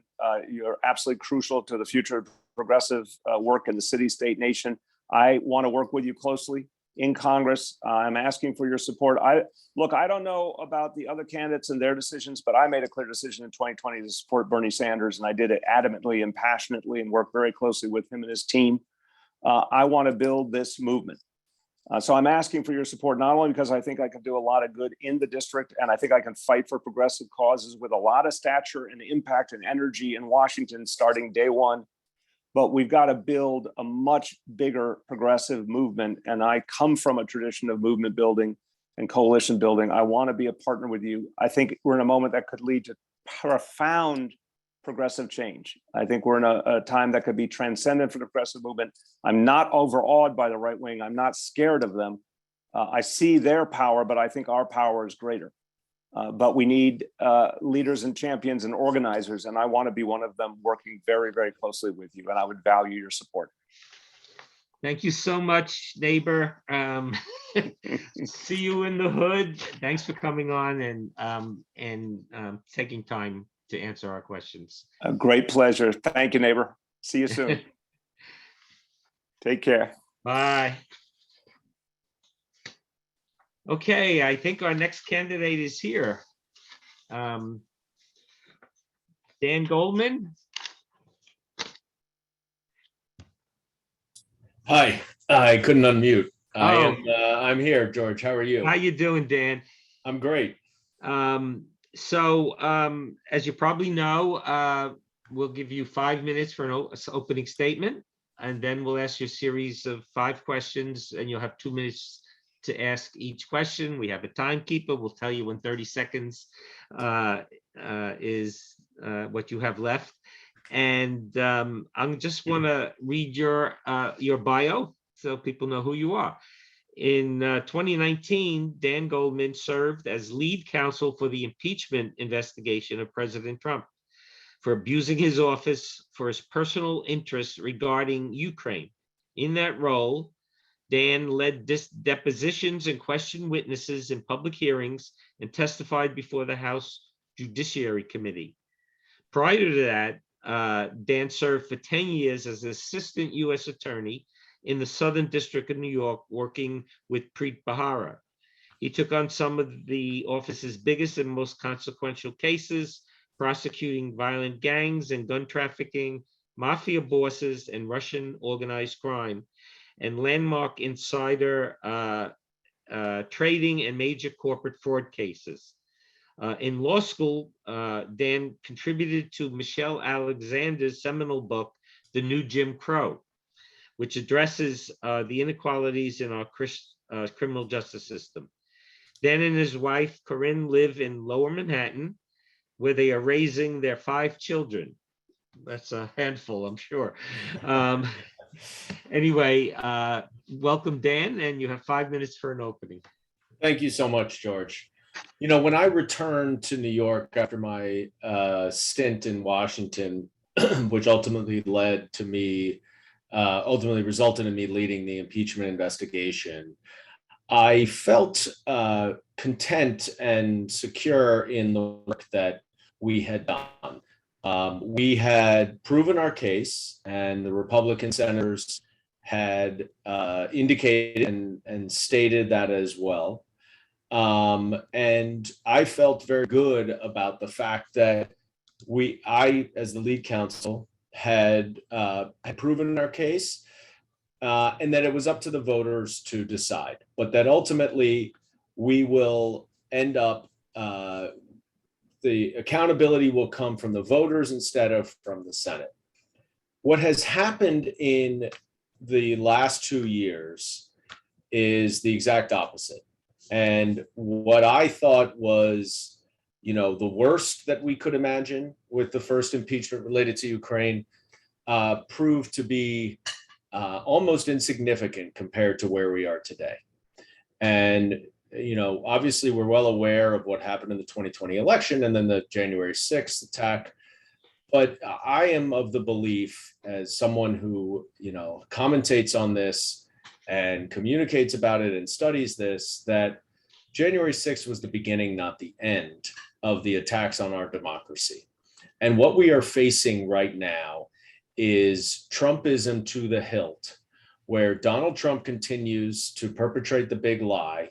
And there are state legislatures controlled by Republicans all around the country who are changing the laws to allow Donald Trump and the Republicans to fix what they failed to do in 2020. And so when this seat and the redistricting happened and it opened up, I felt compelled to try to get back on the front lines, to fight for our democracy, to fight for our country, to fight for our fundamental rights, which are being rolled back by a Trump-packed Supreme Court, and that to use my experience in Washington, in Congress, effectively proving a case, actually, you know, effectively accomplishing something in Congress for the better good of both our nation and our district.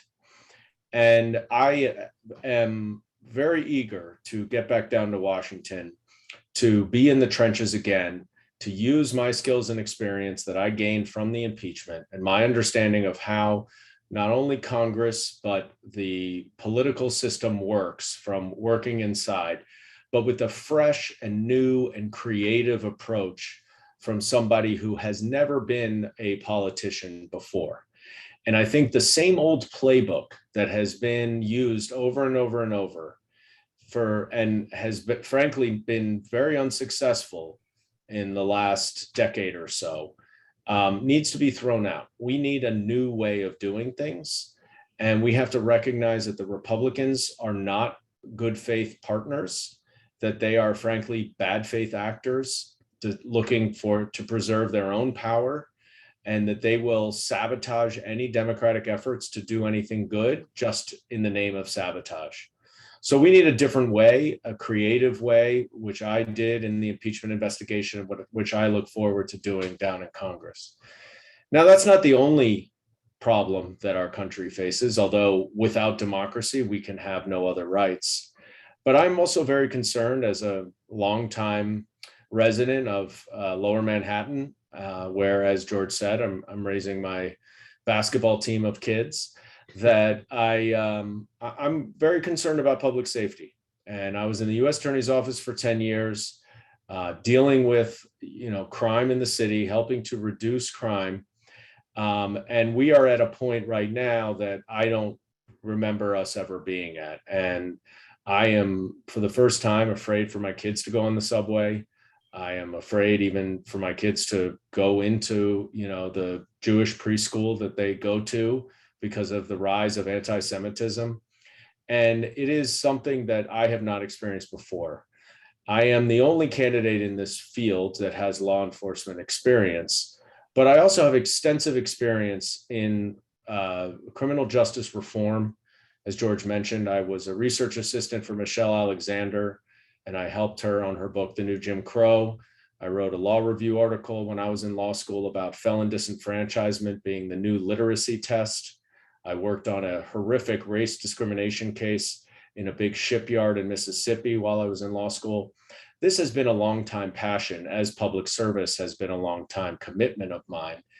And I feel like I have a very unique experience and understanding of our criminal justice system from my varied backgrounds that can be very helpful to solving the public safety crisis that we're in the city.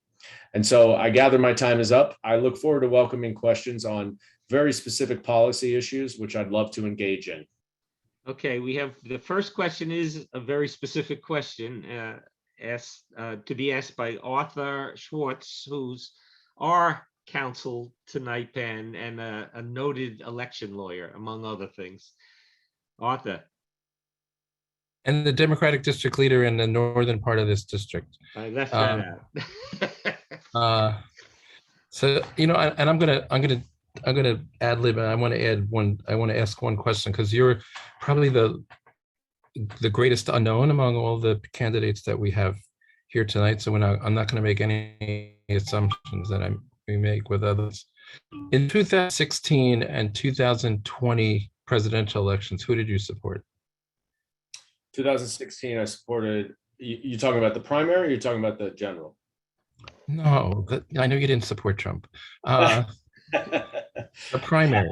In the primary of 2016, I supported Hillary Clinton, and in the primary of 2020, I supported Joe Biden. Okay. Second question. Do you support Bernie Sanders' Medicare for All Act, which is Senate Bill 1129, which has been introduced into the House by Representative Jayapal as HR 1384? If yes, why? If no, why not? And if yes, how would you fight for its enactment? That's the single payer Medicare for all? Single payer, yeah. I don't support single payer Medicare for all, not because I don't believe it's the best pathway toward providing healthcare. I don't think it's practical, and I don't think it's ever likely to be accomplished. And I think one thing that I learned in Washington, and I believe now, is we are not, no matter whether the Republicans are good faith or bad faith actors, our laws are only passed through some sort of understanding, some sort of agreement. And I don't think that we need single payer. I don't think we need to break down and destroy the entire healthcare industry and start over in order to provide healthcare to all of Americans. I do believe healthcare is a fundamental right. And I think Medicare should be expanded to apply to all people. But I believe we should have a two-tier system, as is done throughout the country, so that there is a baseline safety net for healthcare, but others who want to pay can do that. But as much of my reasoning is that I don't think that the bill will ever pass. And I think that fighting for it is a fool's errand because it will never ultimately pass.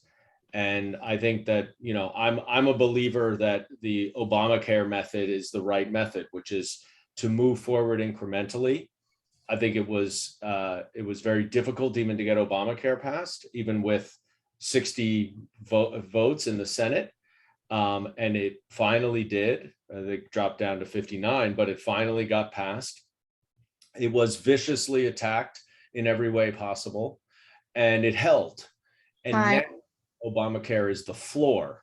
And so I think we ought to be working on moving that floor forward to provide Medicare for all without just breaking down the whole system.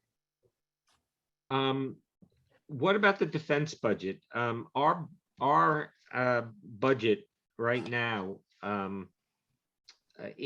which is supported by both parties, is greater than the combined defense budgets of the next 10 biggest countries' budgets for defense. And we're sending billions and billions to Ukraine. We had a 20-year war in Afghanistan that left the same regime in power when we started. And then we had a 15-year war in Iraq, which was precipitated by leaders who lied to us about the facts and lied to Congress. So what's your view on the defense budget? I mean, should it be cut? Should it remain the same? Should it be an increase? I think it's a very good point. I think the better metric and better comparison to use is the defense budget versus the domestic budget. And rather than other defense budgets, because I do think the United States has to be a leader around the world in promoting democracy, as we are doing in Ukraine. I think that is an essential part of what our defense budget should be used for. However, I think our defense budget is too high. I think we put way too much money into a sort of mythical preventative military that is unnecessary and perhaps and arguably ineffective, and that extra money could be used so much better for domestic programs to increase education, to increase affordable housing, to help Americans at home who are lacking in so many resources. In some ways, we spend so much more money abroad to, improve Iraq's democracy. We spend more on that than we do to improve our own democracy. So I think we need to start here at home and then work out to make sure that we are promoting and safeguarding democracy around the world, but that we're not overreaching and we're not overspending. Thank you. Next question has to do with education. And I think our teacher here who was asking that question has left. So we're going to give this to Arthur to ask. Okay, I'm going to, again, break this into two pieces. One is about charter schools, one is about religious education. Congress currently provides $440 million per year in aid to new charter schools under the CSP program. What is your position on public funding of charter schools, and would you vote to eliminate, reduce, or place conditions on this funding? I am a supporter of charter schools because I think it is a way of providing education to to underserved communities through, in many ways, through nonprofits, so that you have essentially private funding for public education. And I do not think that we should look a gift horse in the mouth. And if there are people who are interested in funding education for underserved communities, we ought to provide an outlet for them. However, I do not think that charter schools should be funded in lieu of public education. I think we need to maintain or increase our budget for public education. And so what I would want to look into is, some sort of incentive program, as I think you said, sort of restrictions, Arthur, and what I would call it is an incentive program for charter schools, for public money to seed charter schools, but that most of the money from the charter schools would come from, private money. And that there's a way of using kind of a public-private partnership to help charter schools without penalizing public schools, because I do think that we need more money. Teachers need to be paid more, and we just frankly need to invest a lot more in education. I want to throw in this little zinger in the 30 seconds. Yesterday, the Supreme Court came down with what I consider to be a horrible decision on funding of religious schools. How do you feel about that? And I'm not just because your kids are in a religious school. Yeah, it's preschool. My kids are not in true religious school. Look, I think religious school is very important to support. And I think that there are any number of religions where religious school is a very central tenet to both their religion and their learning and their culture and their ethnicity. So I think, since I don't have much time, I would generally just say that I am supportive of religious schools. I believe in the separation of church and state, and I think that applies in both directions. Great. So the next question has to do with a trend that we see happening when a progressive runs against a more established corporate Democrat. For example, there was an election in Ohio with Nina Turner lost. Jessica Cisneros just lost an election in Texas.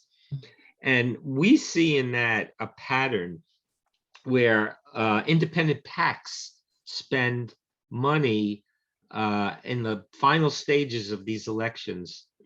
And one of those PACs was led by AIPAC. And AIPAC has really collected money and had an influence on what happens in these elections, where they accuse the progressive of being anti-Semitic. And those accusations generally are false. But in our district, CD10, we have a lot of progressive Jewish groups, like J Street and the Jewish Vote, and members of those groups, which don't engage in that. In fact, they engage in very principled political races. What's your position on this trend? Do you see it as a danger? And do you support AIPAC? Well, I generally think our campaign finance system is really broken. And I wish I could tell you that I'm hopeful that it will be fixed. But the reality is, and the fact of the matter is, that money plays a huge role in political campaigns. And there will be super PACs that get involved independently and without the campaign, the candidate's knowledge. If any super PAC, AIPAC or otherwise, is making false accusations, I condemn that.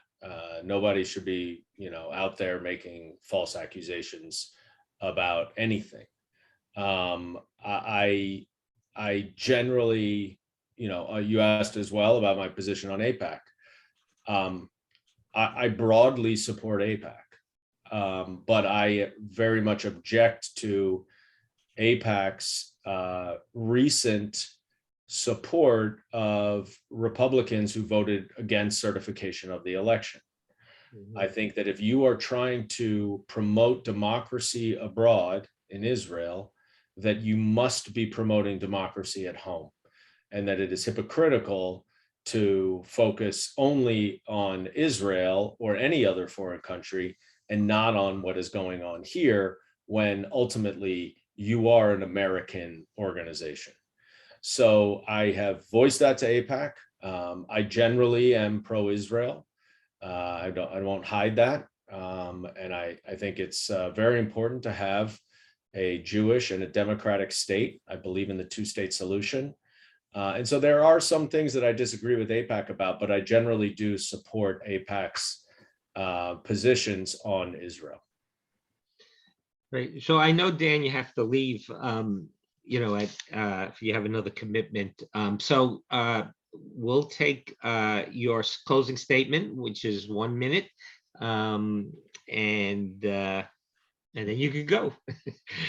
Thank you, George. I am well aware that, even just based on this conversation we've had, that some of our views may be different. I do think, though, that that is on the margins, and that for the most part, we all believe in progressive policies, and we may differ on some of the details, but generally we are aligned in our policies.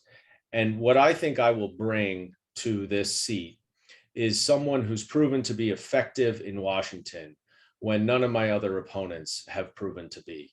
I will walk in on day one with very good, close relationships with the senior leadership of the Democratic Party. I will have access. I will have credibility with them. And I think that matters for the members of this district, because when we need something, I will know the people and have previous relationships with the people who can make that happen. And I've also been effective. And I think at the end of the day, regardless of whether we have single payer Medicare for all or two-tiered Medicare for all, we all want Medicare for all. And I am the one, I think, best equipped and best capable of achieving progress for all of the policy views that we do share. And it may not happen overnight. And ultimately, we may get to where we all, you want to be, but I am the right person to move us forward and get a first down. It may not be a Hail Mary touchdown, but I want to move us forward. And I've been effective in Congress, and I will be effective again for you. And I'd be very grateful for your support. Well, again, Dan, thank you so much. I know you had a very busy schedule and you were able to fit us in, and we appreciate that. My pleasure. Always make time for you guys. I love having the conversation. And we like it too. Thanks so much. We'll see you around the hood. All right. So I think our next candidate is here. I am. Joanne Simon, right? How you doing, Joanne? I'm good. How are you, George? How was your event on violence, right? Curbing violence and gun violence? Gun violence, yes. Yeah. Town hall on gun violence. It went very well. And I was very pleased with the response from the participants, as well as how smoothly it went, and the in-depth conversation that we were able to have. And young woman from New Yorkers Against Gun Violence, who I hadn't known before, participated, and she's a real star. So I'm really looking forward to hearing more from her. Great. So I don't have your biography in front of me, but I know enough about you. I could kind of introduce you from it. Joanne is the assembly member from the 52nd district, and which is Southern Brooklyn, Brownstone, Brooklyn, parts of Park Slope. I just got redistricted out of your district into 44. But Joanne has been involved for how many years have you been in the assembly? 8. This is my 8th. 8 years, and she's really been championing legislation for disability rights, I know that, and for voting rights, and has been successful in changing a lot of our antiquated voting laws. And she ran a great race for Brooklyn Borough President. Unfortunately, it was not a successful one, but she got a lot of votes. And if I leave anything out, Joanne, that you want to say, why don't you fill it in? You have 5 minutes for an opening statement. Okay, thank you so much. I appreciate it. So I want to thank you, George, and the rest of the leadership from NIPAN and all of the members who are here this evening. I know a number of you, but I know I'm new to some of you as well. So I will give that short intro about who I am. And George, did hit on some key points. I'm basically a working class kid from Yonkers, the grandchild of immigrants. My Puerto Rican grandmother spoke English. My other grandmother did not. But I carry those immigrant values and that work ethic with me in everything I do.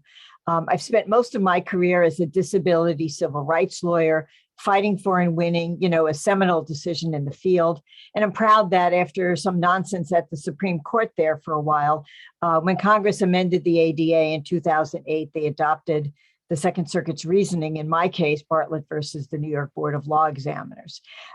So that's something that I'm very proud of and something that is still under attack, as you can imagine, given the current Supreme Court. But I'm a former teacher of deaf and deafblind children, and of course, a progressive legislator. Now, you know as well as I do that these are very dark times for our country. And we, are needing to come together to preserve our democracy in a way that many of us never, ever anticipated would be the case. And I think that the most recent, these hearings that are hopefully moving the needle in terms of convincing more people that, in fact, our democracy is in danger. And it's incumbent upon all of us to ensure that, we're able to preserve that democracy. In the meantime, we're all hurting from COVID, from rampant white supremacy that's been unleashed by Trump, and by this horrifying level of gun violence, which I was speaking about earlier this evening. So I'm running because I think there is a need for a thoughtful and progressive legislator that is only beholden to the people and the community. That's where I started. I started as a neighborhood leader, expanded to working with communities throughout Western Brooklyn, and it is community where my heart will always be. My life and career have been about empowering voices of marginalized people to achieve inclusion and equity, and really working to achieve justice. Like leading coalition building throughout Brooklyn with connecting disparate communities with regard to climate justice, leading early initiatives for safe streets before that was something people did, really securing the city's first traffic calming study, and supporting access to public transit, congestion pricing, all of those things really well in advance of when those things finally actually came to fruition. Actively engaged in the environmental cleanup, for example, at the Gowanus Canal Superfund site. That is something that I've got, deeply involved in, as well as so many other environmental issues in and around the district that I represent. And I'm happy to answer further questions on that. I'm very proud that I helped codify Roe versus Wade in New York State, which I'm really glad that we were able to do it given what's going on now. I spent a few years as an abortion counselor, and I was, had the experience of holding the hands of hundreds, if not 1,000 women through their procedures from all walks of life.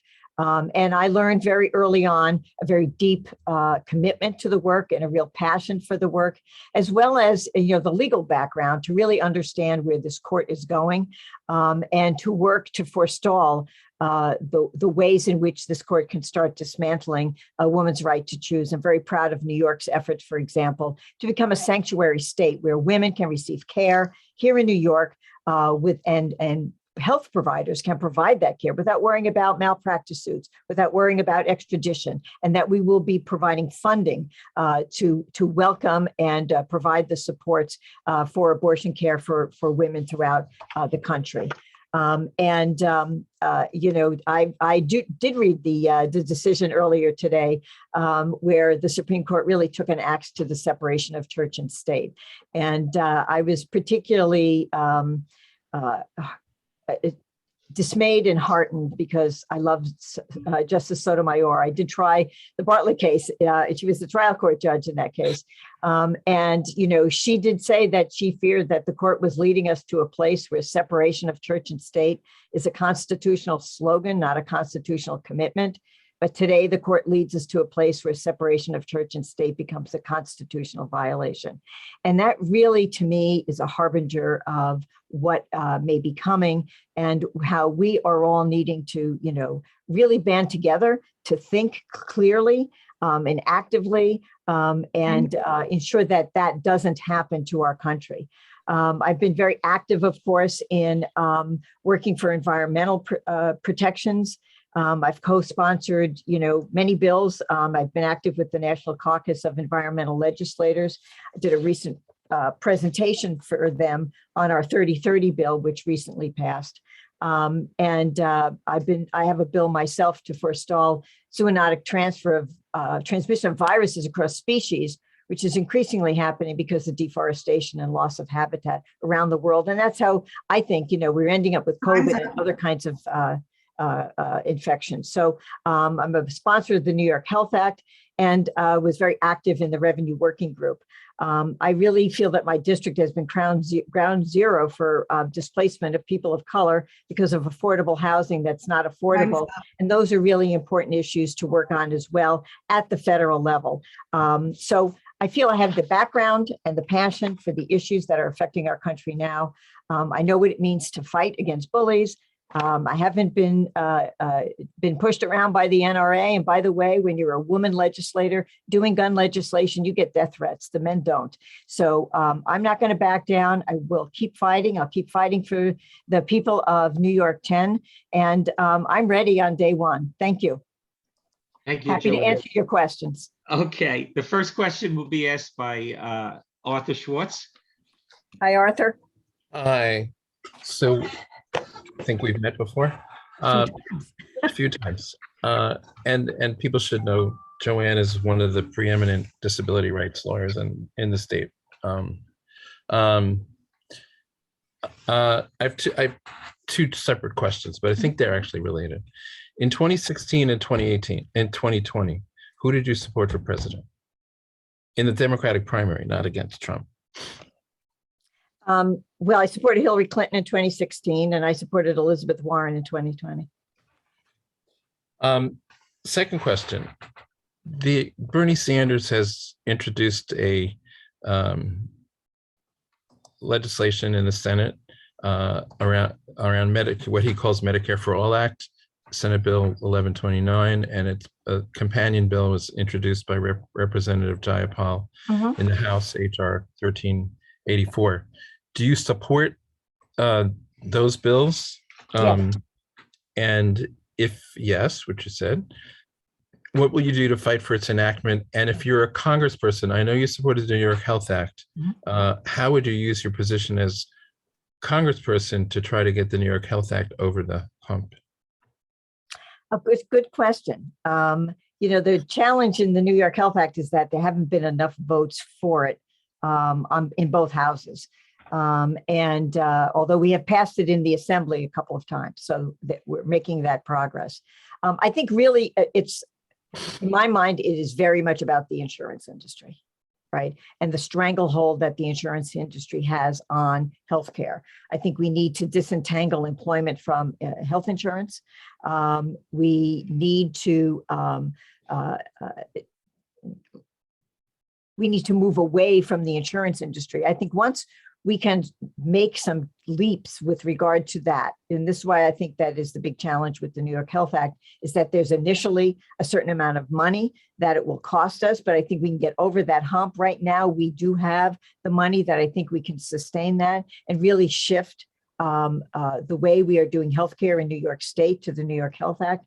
But certainly from the perspective of somebody who's a congressional representative, you can lead in a national way on those issues, and you can really bring that force to bear in dealing with the administration and dealing with the leadership of both houses of the legislature to encourage and to keep pushing for the passage of the New York Health Act.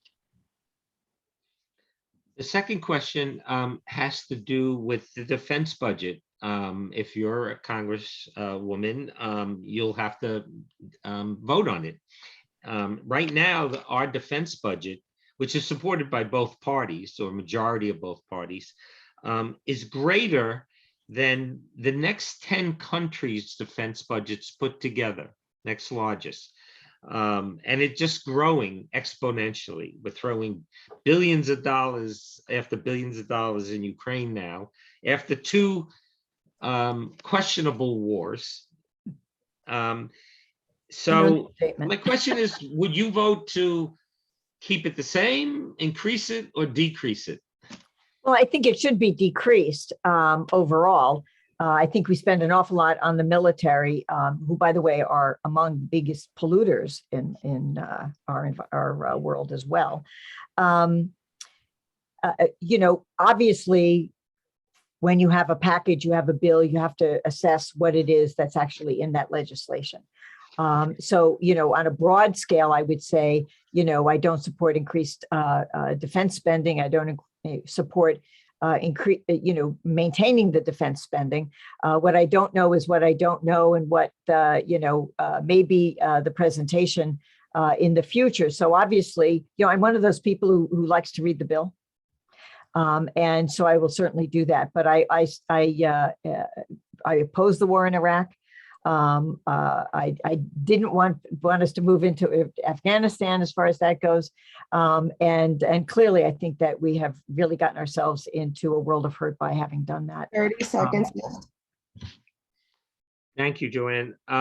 Arthur will ask the third question on education. So, Joanne, what is your position on charter schools in general? And then there's a particular question that has to do with federal funding. Congress currently provides $440 million a year to aid new charter schools under the CSP program. Would you vote to eliminate, reduce, or place conditions on this funding? You know, I have to say that I'm not as familiar with the specifics of that funding, so I'd need to look at that. I have been against increasing the charter cap in New York. I don't support charter schools as a rule, especially the large corporate charter schools, you know, the big networks. I think that they pull money away from our public schools, and overall they have harmed the quality of our public schools and really increased the segregation in our public schools, and they haven't been better. I think that people believed the rhetoric that the governance model would make a difference, and the governance model doesn't make a difference. The school community makes a difference. There are some terrific small charter schools that are doing an excellent job educating those children. And they are schools that are inclusive, for example. In specific, I might support a particular school or at least, 30 seconds left. Admire their work. But on the whole, I'm not in support of funding charter schools. You know, I think it was their way of doing non-sectarian religious education. That's what Bush wanted to do. Thank you, Joanne. You know, we've been witnessing a pattern in elections where progressives are running, Nina Turner in Ohio, Jessica Cisneros, where independent PACs collect millions of dollars and then go on the air and spread lies about the progressive. And it's at the very end, and it's so expensive, it's very difficult to disprove. And a lot of them lose the election. For example, the group AIPAC has been known to finance some of these attacks where they accuse the progressive of anti-Semitism, and it's not true. It's just false. So my question to you is, do you see this as a trend? Do you see this as a danger to our democracy? And do you support AIPAC? You know, I've never been in a position of supporting or not supporting AIPAC, so I can't say I have any history with that. But I do see a trend. And I do see that it is a great danger to our democracy. I think that any organization that is an American organization that is seeking to build democracy should be about building democracy and should be on the side of democracy, whether it is domestic or otherwise. And clearly, AIPAC is obviously about Israel and Israel's democracy. But they ought to be, and they have to be, and they should be about our democracy. And actions like that really cut against our democracy and kind of make a mockery of the organization and what it stands for. So I think they need to do some soul searching and change that position. On the whole, I've been very disturbed by the religiosity in our country that is becoming increasingly fascist in the way it approaches our country and the way our country, our democracy in particular. The biggest threat to our democracy, unfortunately, is a lot of these, the glorification of these religious organizations who are not acting in a way that is religion in any way that I was taught religion. Fair enough. I like that. So you have 1 minute for a closing statement, and why don't you proceed? Well, thank you very much. I'm happy to answer your questions. I feel that I have a lot in common with this organization. I have been about raising revenue, for example, at the state level by ensuring that corporations and people who are institutions unto themselves pay their fair share. I do believe that we need to be, I was in favor of taxing the stock transfer tax and, taxing the value of securities. We were not able to get all of that passed, but we had some really good progressive ideas about raising revenue. And I think those ideas have value and should be translated to the federal level as well. And I will be fighting for that because our tax code has really led to incredible systemic problems. It has increased the divisions in our country. It has made the rich richer and the poor poorer. It has, increased racial inequities that have always been there. So I'm looking forward to working closely with NIPAN and other organizations to change that picture in Washington. I will be bringing all of my energy and my capacity to that job, and I would very much appreciate having your endorsement. And we appreciate you taking time from your busy schedule to be with us and to answer our questions. I know you had a big event tonight, and you were able still to come on, and we really thank you for that.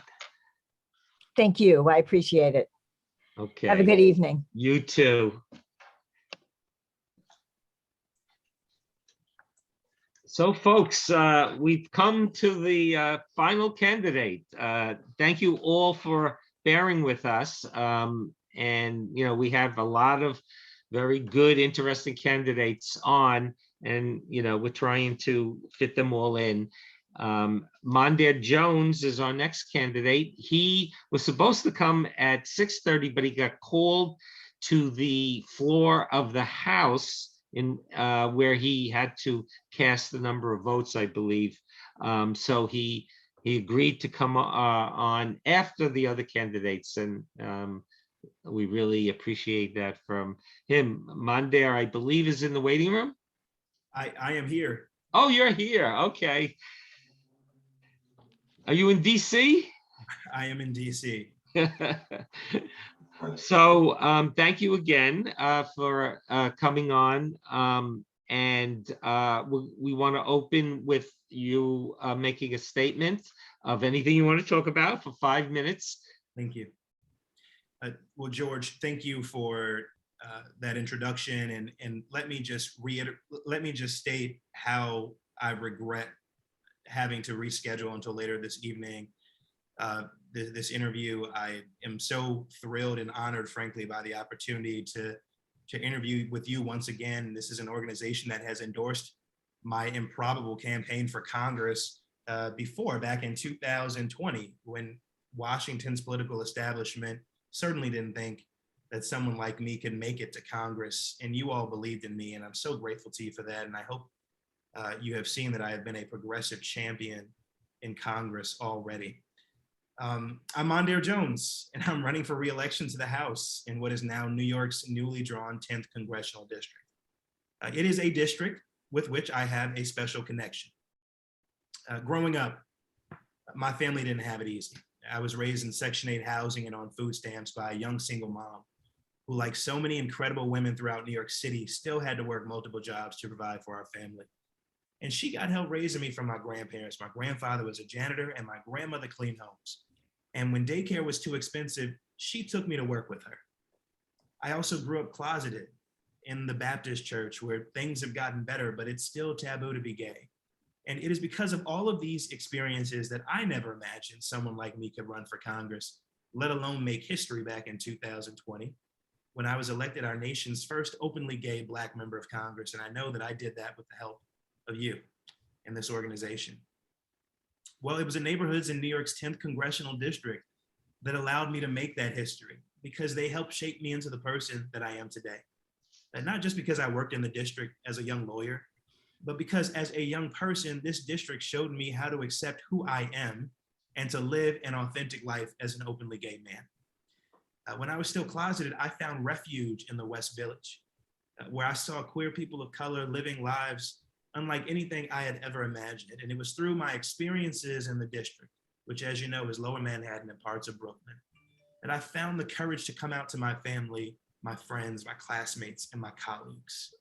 And I am so proud, as I mentioned earlier, to be running to be a progressive champion for a district that has given so much to me. And I've got a strong track record to run on, because I'm already, as I also mentioned, a progressive champion in Congress. And I'm proud to be endorsed, by the way, by organizations like the Congressional Progressive Caucus PAC and Democracy for America, as well as some labor unions like RWDSU and National Nurses United. Last year, I helped pass the American Rescue Plan, which cut child poverty in half, brought billions of dollars to New York City schools and to our city government and the state, kept small businesses open and their employees on the payroll, and vaccinated a nation in the midst of a deadly pandemic. Last fall, at a time when few people thought we could pass Build Back Better through the House, due to my conservative Democratic colleagues withholding their support, I played a leading role in securing their support and getting Build Back Better passed through the House. And that House passed version included universal child care provisions that I co-authored, that I fought to include from my bill with Senator Elizabeth Warren called the Universal Child Care and Early Learning Act. And I had to defy the Democratic chairman of the Education and Labor Committee and lead a bit of a revolt in order to secure those provisions in that final legislation, which is an example of how I not only hold my Republican adversaries accountable, but also my Democratic partners accountable. And I want to give you another example of that. Having experienced housing insecurity myself growing up, last August, when the rest of Congress had gone home on recess, I couldn't just allow the CDC's national eviction moratorium to lapse. That's why I stayed behind and I protested with AOC and Cori Bush at the Capitol steps for days. And we got the White House to reverse its position and instruct the CDC to extend that eviction moratorium, which I believe saved lives, because as many as 7 million people were at risk of being evicted from their homes. We know what happened next. About a month later, the Supreme Court's far-right majority struck down the CDC's extension of that moratorium. And by the way, that is one of several reasons why I had the foresight, along with Jerry Nadler, to introduce in April of 2021 a bill to add 4 seats to the Supreme Court, because I knew that we would find ourselves in this moment right now, where not only Roe v. Wade 30 seconds left is poised to be overturned, but also other fundamental rights like the right to vote. Speaking of the right to vote, I'm proud to have co-authored the Freedom to Vote John R. Lewis Act, democracy-saving legislation that passed the House, but unfortunately was filibustered in the Senate like some scene out of the Civil Rights era in January of this year. And I'm running to continue leading the fight, this essential fight to defend our democracy and protect the fundamental right to vote. And I'm so looking forward to having a discussion with you tonight. Thanks for having me again. Right on time. So we have a series of 5 questions that we'll ask you, and you'll have 2 minutes to answer each question. The first question is this guy up here, Arthur Schwartz. I think you know him. Arthur. Just so people know, I was Mondaire's election lawyer when he won in 2020, and he made me go up to Albany after the state had shut down to make sure that his petitions made it into the Board of Elections. I drove and listened to Donald Trump for 3 hours on the radio that day. It was like, I was so worried, as you know, Arthur, that we wouldn't make it onto the ballot. Right. It was enough to have to get the signatures and figure out how many you needed and whether the governor was going to reduce the number in the midst of right. So let me get to the question, because we want to keep people. The first question that we have is about healthcare, and you're actually, we don't have to ask you if you're going to support. Senator Sanders. Well, first, actually, I asked some of the other candidates. Who did you support for president in 2020? I voted for Bernie Sanders. Okay. Bernie Sanders, that's the bridge into Bernie Sanders. Bernie Sanders has introduced Senate Bill 1129, which is his Medicare for All Act, and it's been introduced by Representative Jayapal in the House. Are you a supporter of Medicare for All? If yes, what are you doing to fight for its enactment? If not, why not? I am, and indeed, I'm a co-sponsor of the bill, and proudly champion it, even though some of my competitors in this race don't even have platforms on their website, so it makes me wonder whether they support it. Look, we are fighting to get it passed, and one thing that I'm doing actively to make sure that we even get a vote on this on the House floor is I support other progressive candidates all across the country. So many of these folks will tell you about that. They'll tell you about the support that I provided, my endorsements, my financial support, because I know that it matters who you choose in a Democratic primary. And we've had real opportunities with over, I think we're at 31 Democratic retirements in the House Democratic Caucus this year, something like that, 30, 31, 32. And inevitably, you're gonna have an opportunity to elect someone more progressive than their predecessor in these races, given the generational divides that exist in Congress, and so on and so forth. And so I've been very active, whether it's supporting Greg Casar or Maxwell Frost or Jasmine down in for the Eddie Benice Johnson seat, or any number of other electeds. You know, I endorsed Nina Turner the first time she ran, for example, and gave her money from, and so that is frankly changing the composition of Congress is the single most important, most effective thing we can do to get Medicare for All passed. 30 seconds left. And with respect to the New York Health Act, have you done anything to push legislators in New York to pass that law? I have done that. I've been vocal in support of it. I'm pretty sure I've signed on to some letters, one or more letters supporting it as well. And I've certainly made public statements in expressing support of it, using my platform to encourage my state counterparts to get behind this legislation. And I have asked leadership in the state legislature in private conversations, what is the status of passing this legislation? Go ahead, Arthur. I said thank you. The second question has to do with the defense, or what we like to call the war budget. The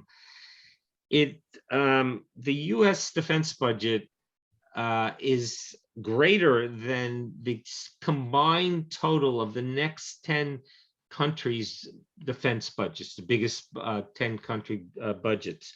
And it just increases every year by billions, and both parties support it.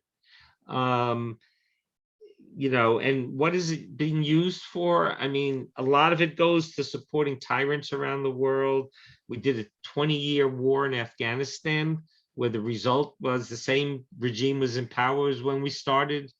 In the process, we killed millions of civilians.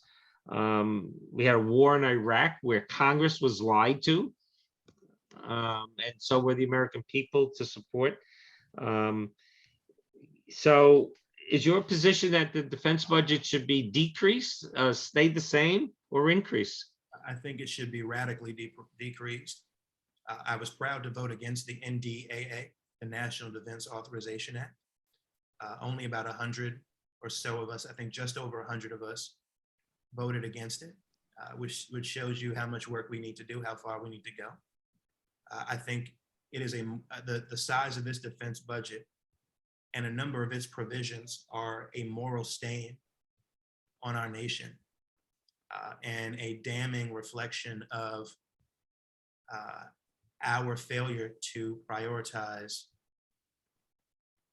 so many things that we should be doing here, building an economy that works for everybody, so that everyone can live in dignity. The financial investments that will be required to finally achieve racial justice in this country.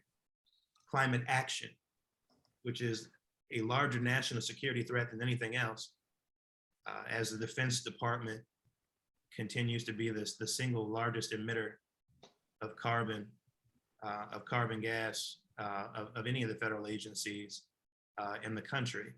And I've actually authored amendments dealing with that and other matters that unfortunately, some did get into the NDAA, but I think most of them probably did not. Great. The next question is on education, and Arthur will ask that one as well. And you and I actually may have intersected. You went to the Ramapo Public Schools, and I sued the Ramapo School Board. Not when you were there, and somehow you got out and made it. The first question on education has to do with charter schools. There is $440 million in the current budget to give aid to new charter schools under the CSP program. What is your position on that? And do you believe that it should be eliminated, reduced, or conditions should be placed on the funding? So as far back as my first campaign for Congress, I endorsed the NAACP's proposed moratorium on the creation of charter schools. And I still have that position. I don't think we should be building any additional charter schools. I think that the movement for charter schools in this country has come at the cost of much needed investments in traditional public education, and that our children have, in the aggregate, really been harmed by it. And that's not to say that there aren't some, I'm not saying that there aren't some good charter schools, but I'm saying that we would be benefiting a lot more public school students were we to focus on the investments and the reforms and the transformative reforms that we need to undertake in traditional public schools. And so that's why I oppose building new charter schools. And you mentioned the CSP program, Arthur. Is that a program that was funded recently as well, or that had replenishment in the ARP? Is that the? I'm going to plead ignorance. I filled in for somebody else on that question. Okay. The second question I want to have, just the Supreme Court yesterday came down with this horrible ruling saying that there's nothing wrong with government funding religious education. How do you see dealing with that?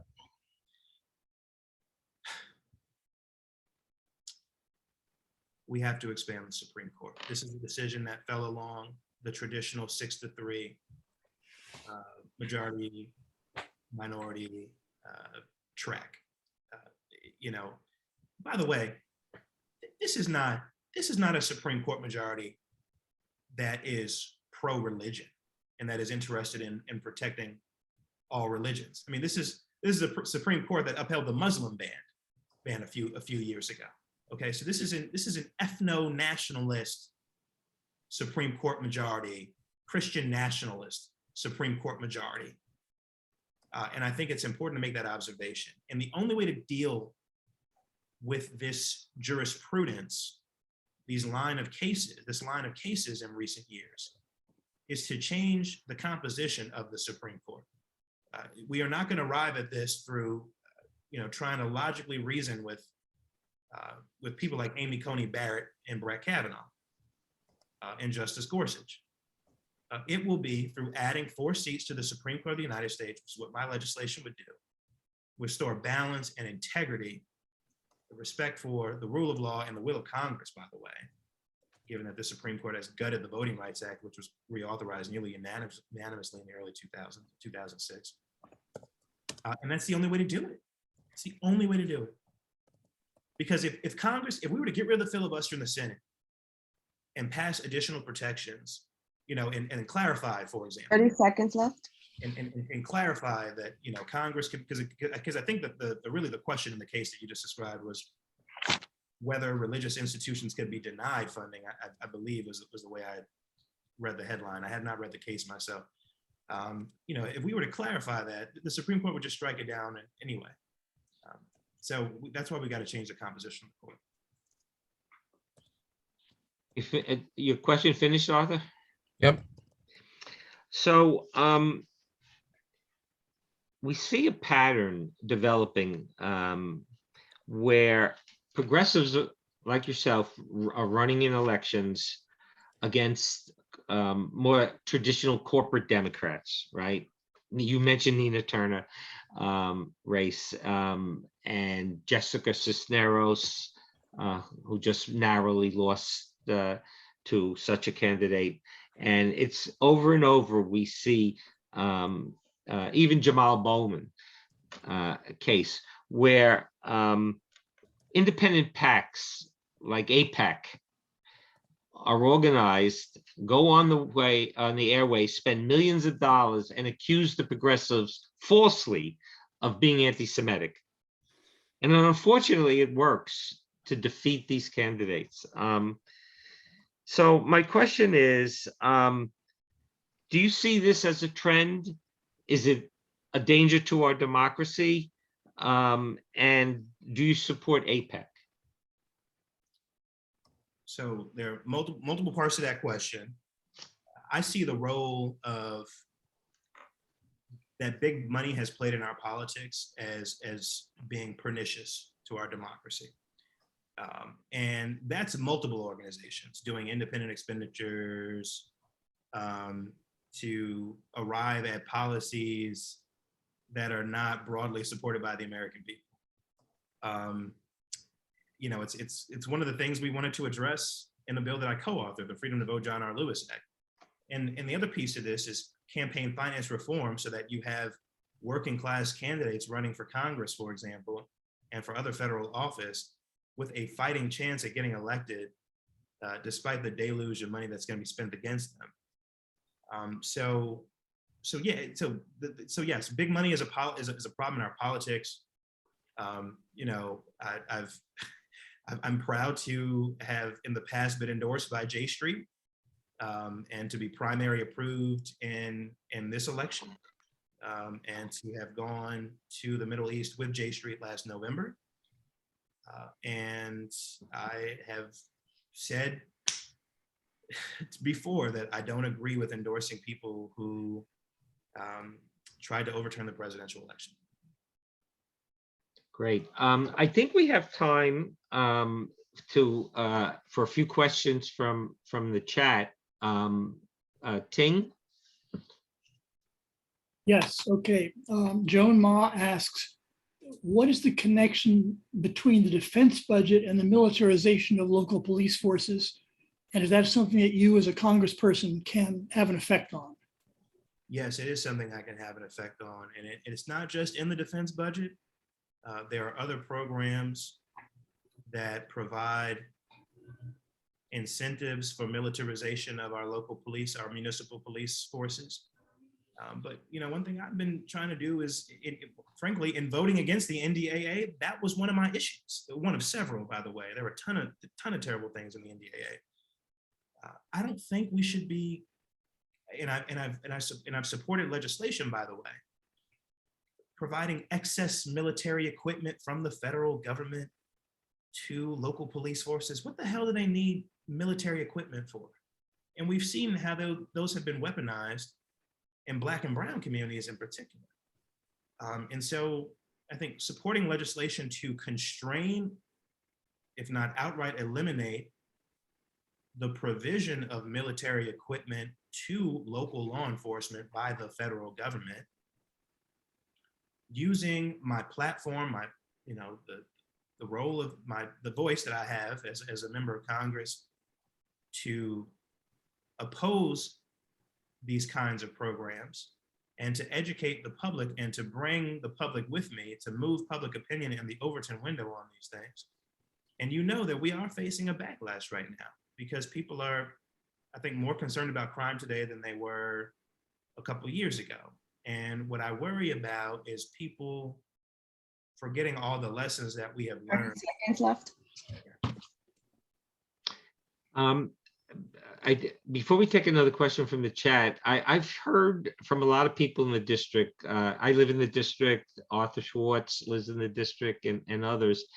And a lot of people say about your candidacy, well, why is he didn't live in the district and he's come here just to run for Congress. Why didn't he run for re-election in his district, even if he had to run against a well-funded Democrat incumbent like Sean Patrick Maloney? How do you respond to that? Thank you for the opportunity to respond to that. It tends to be a conversation that happens among the political class and among some journalists, right? I mean, when I speak to everyday folks in the district, they want to know what I'm doing to end gun violence in America and how I'm fighting to lower the cost of housing and what I'm doing to address the climate crisis and how I'm helping to, create humane immigration policy for our undocumented brothers and sisters. If you want to talk about residency, which is what people tend to bring up in this context, well, the Republican special master, the New York Times has done a profile on him. He's described as a moderate Republican, and the Supreme Court judge in that case is also a Republican. He drew my residence into the district where Jamal Bowman had announced his candidacy. So if you want to base this on residency.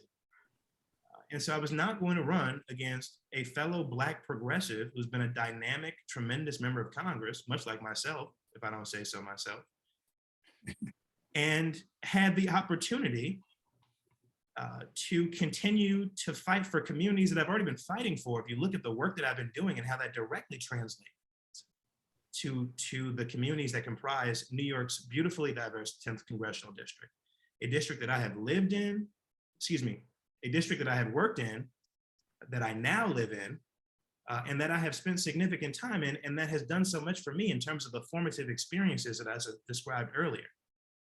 And so, and then I look at some of the folks making these claims, I mean, one of my opponents who was just endorsed by someone who made much of residency does not herself live in the district. And then Mr. de Blasio has lived in the district for decades, and I'm very happy to put my record up against his of being a progressive in Congress who actually delivers results and has accomplishments.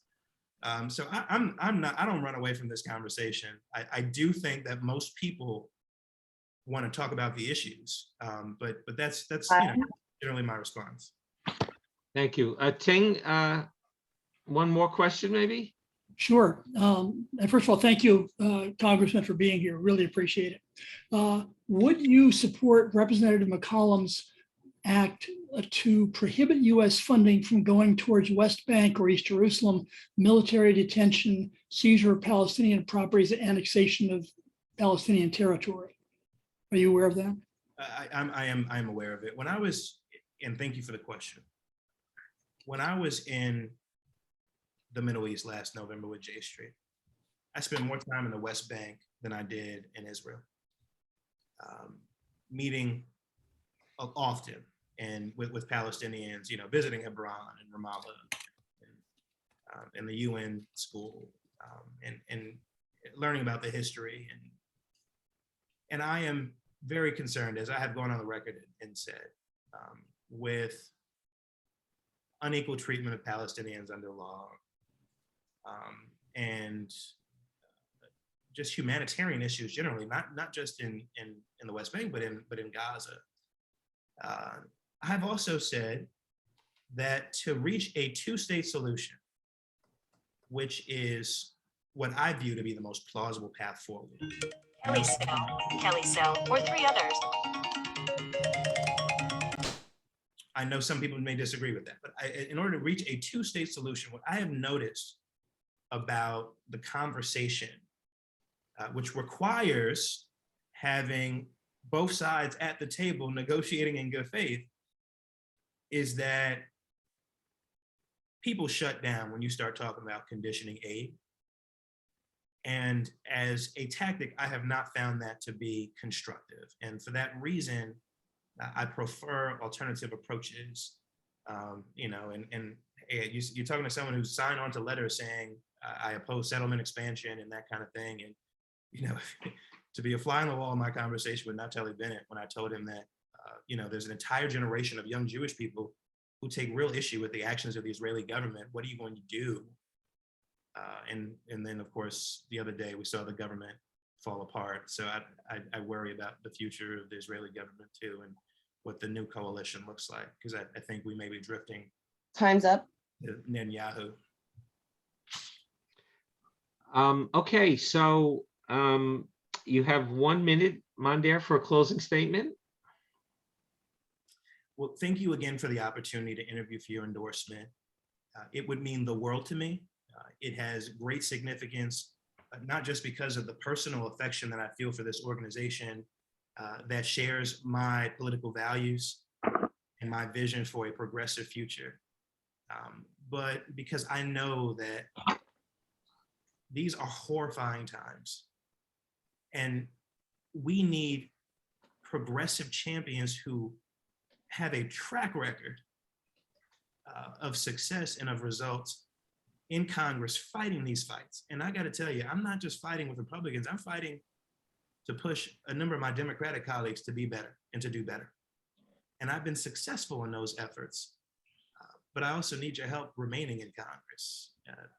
We could not have predicted everything that happened over the past month or so. But one thing I know, and that is I have defied the odds before, and I'm not going to stop fighting in this moment to make sure that this district has the representation that it deserves as we deal with the rise of fascism, which is something that no one has fought harder against over the last year and a half, if you look at the nature of my work. Thank you so much, and I hope to have your endorsement. Well, thank you, Mondaire, so much. I know it's late and you were taking votes on the House floor, and you still came here, made time for us. We really appreciate that. Thank you so much, and thank you for staying up all day, all evening. Okay, well, we're finished, folks. We heard 6 great candidates, and for almost 3 hours. In terms of any decision, this was really an educational for people in the district and interested people on this. There is no vote going to be taken tonight. NIPAN has a process for endorsements, and we will probably follow that process late in a couple of weeks. But I hope everyone got a lot out of this. There is a tape. Not probably, we will follow it. There is a tape that is being made of this, and people could have access to that. Ting, is there any special? No, I just want to assure people that put questions in the chat that we did not get to. We will get those questions to the candidates and relay back to you in a week or so, whatever they tell us. And can I throw in one last thing, George? Sure. I wouldn't be a meeting if you didn't. No. we have one hell of an important election coming up on the 28th. And we have 2 fabulous candidates running for governor and lieutenant governor who need the support of everybody who's here. And they can find out how to volunteer from our website, from our Revolution's website. And then a lot of our local NIPAN chapters have endorsed people running for the assembly, which is the other position that's on the ballot next week. Please, it's, knocking on doors, making phone calls, handing out palm cards. It's critical. This is, elections matter. And we determined very early on that Kathy Hochul was just Andrew Cuomo light, and Jumaane Williams is a different thing. So please, people, get active. Please support us over the next, I guess, 10 days in this important election. Thank you. Thank you, Arthur. And early voting will continue every day until Sunday.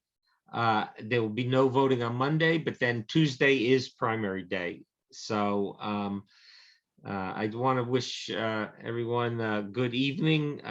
And I think 3 hours was pretty good. So take care. Thank you for joining us. Good night, everyone. Thank you. Good night. Go, Jemani and Anna Maria.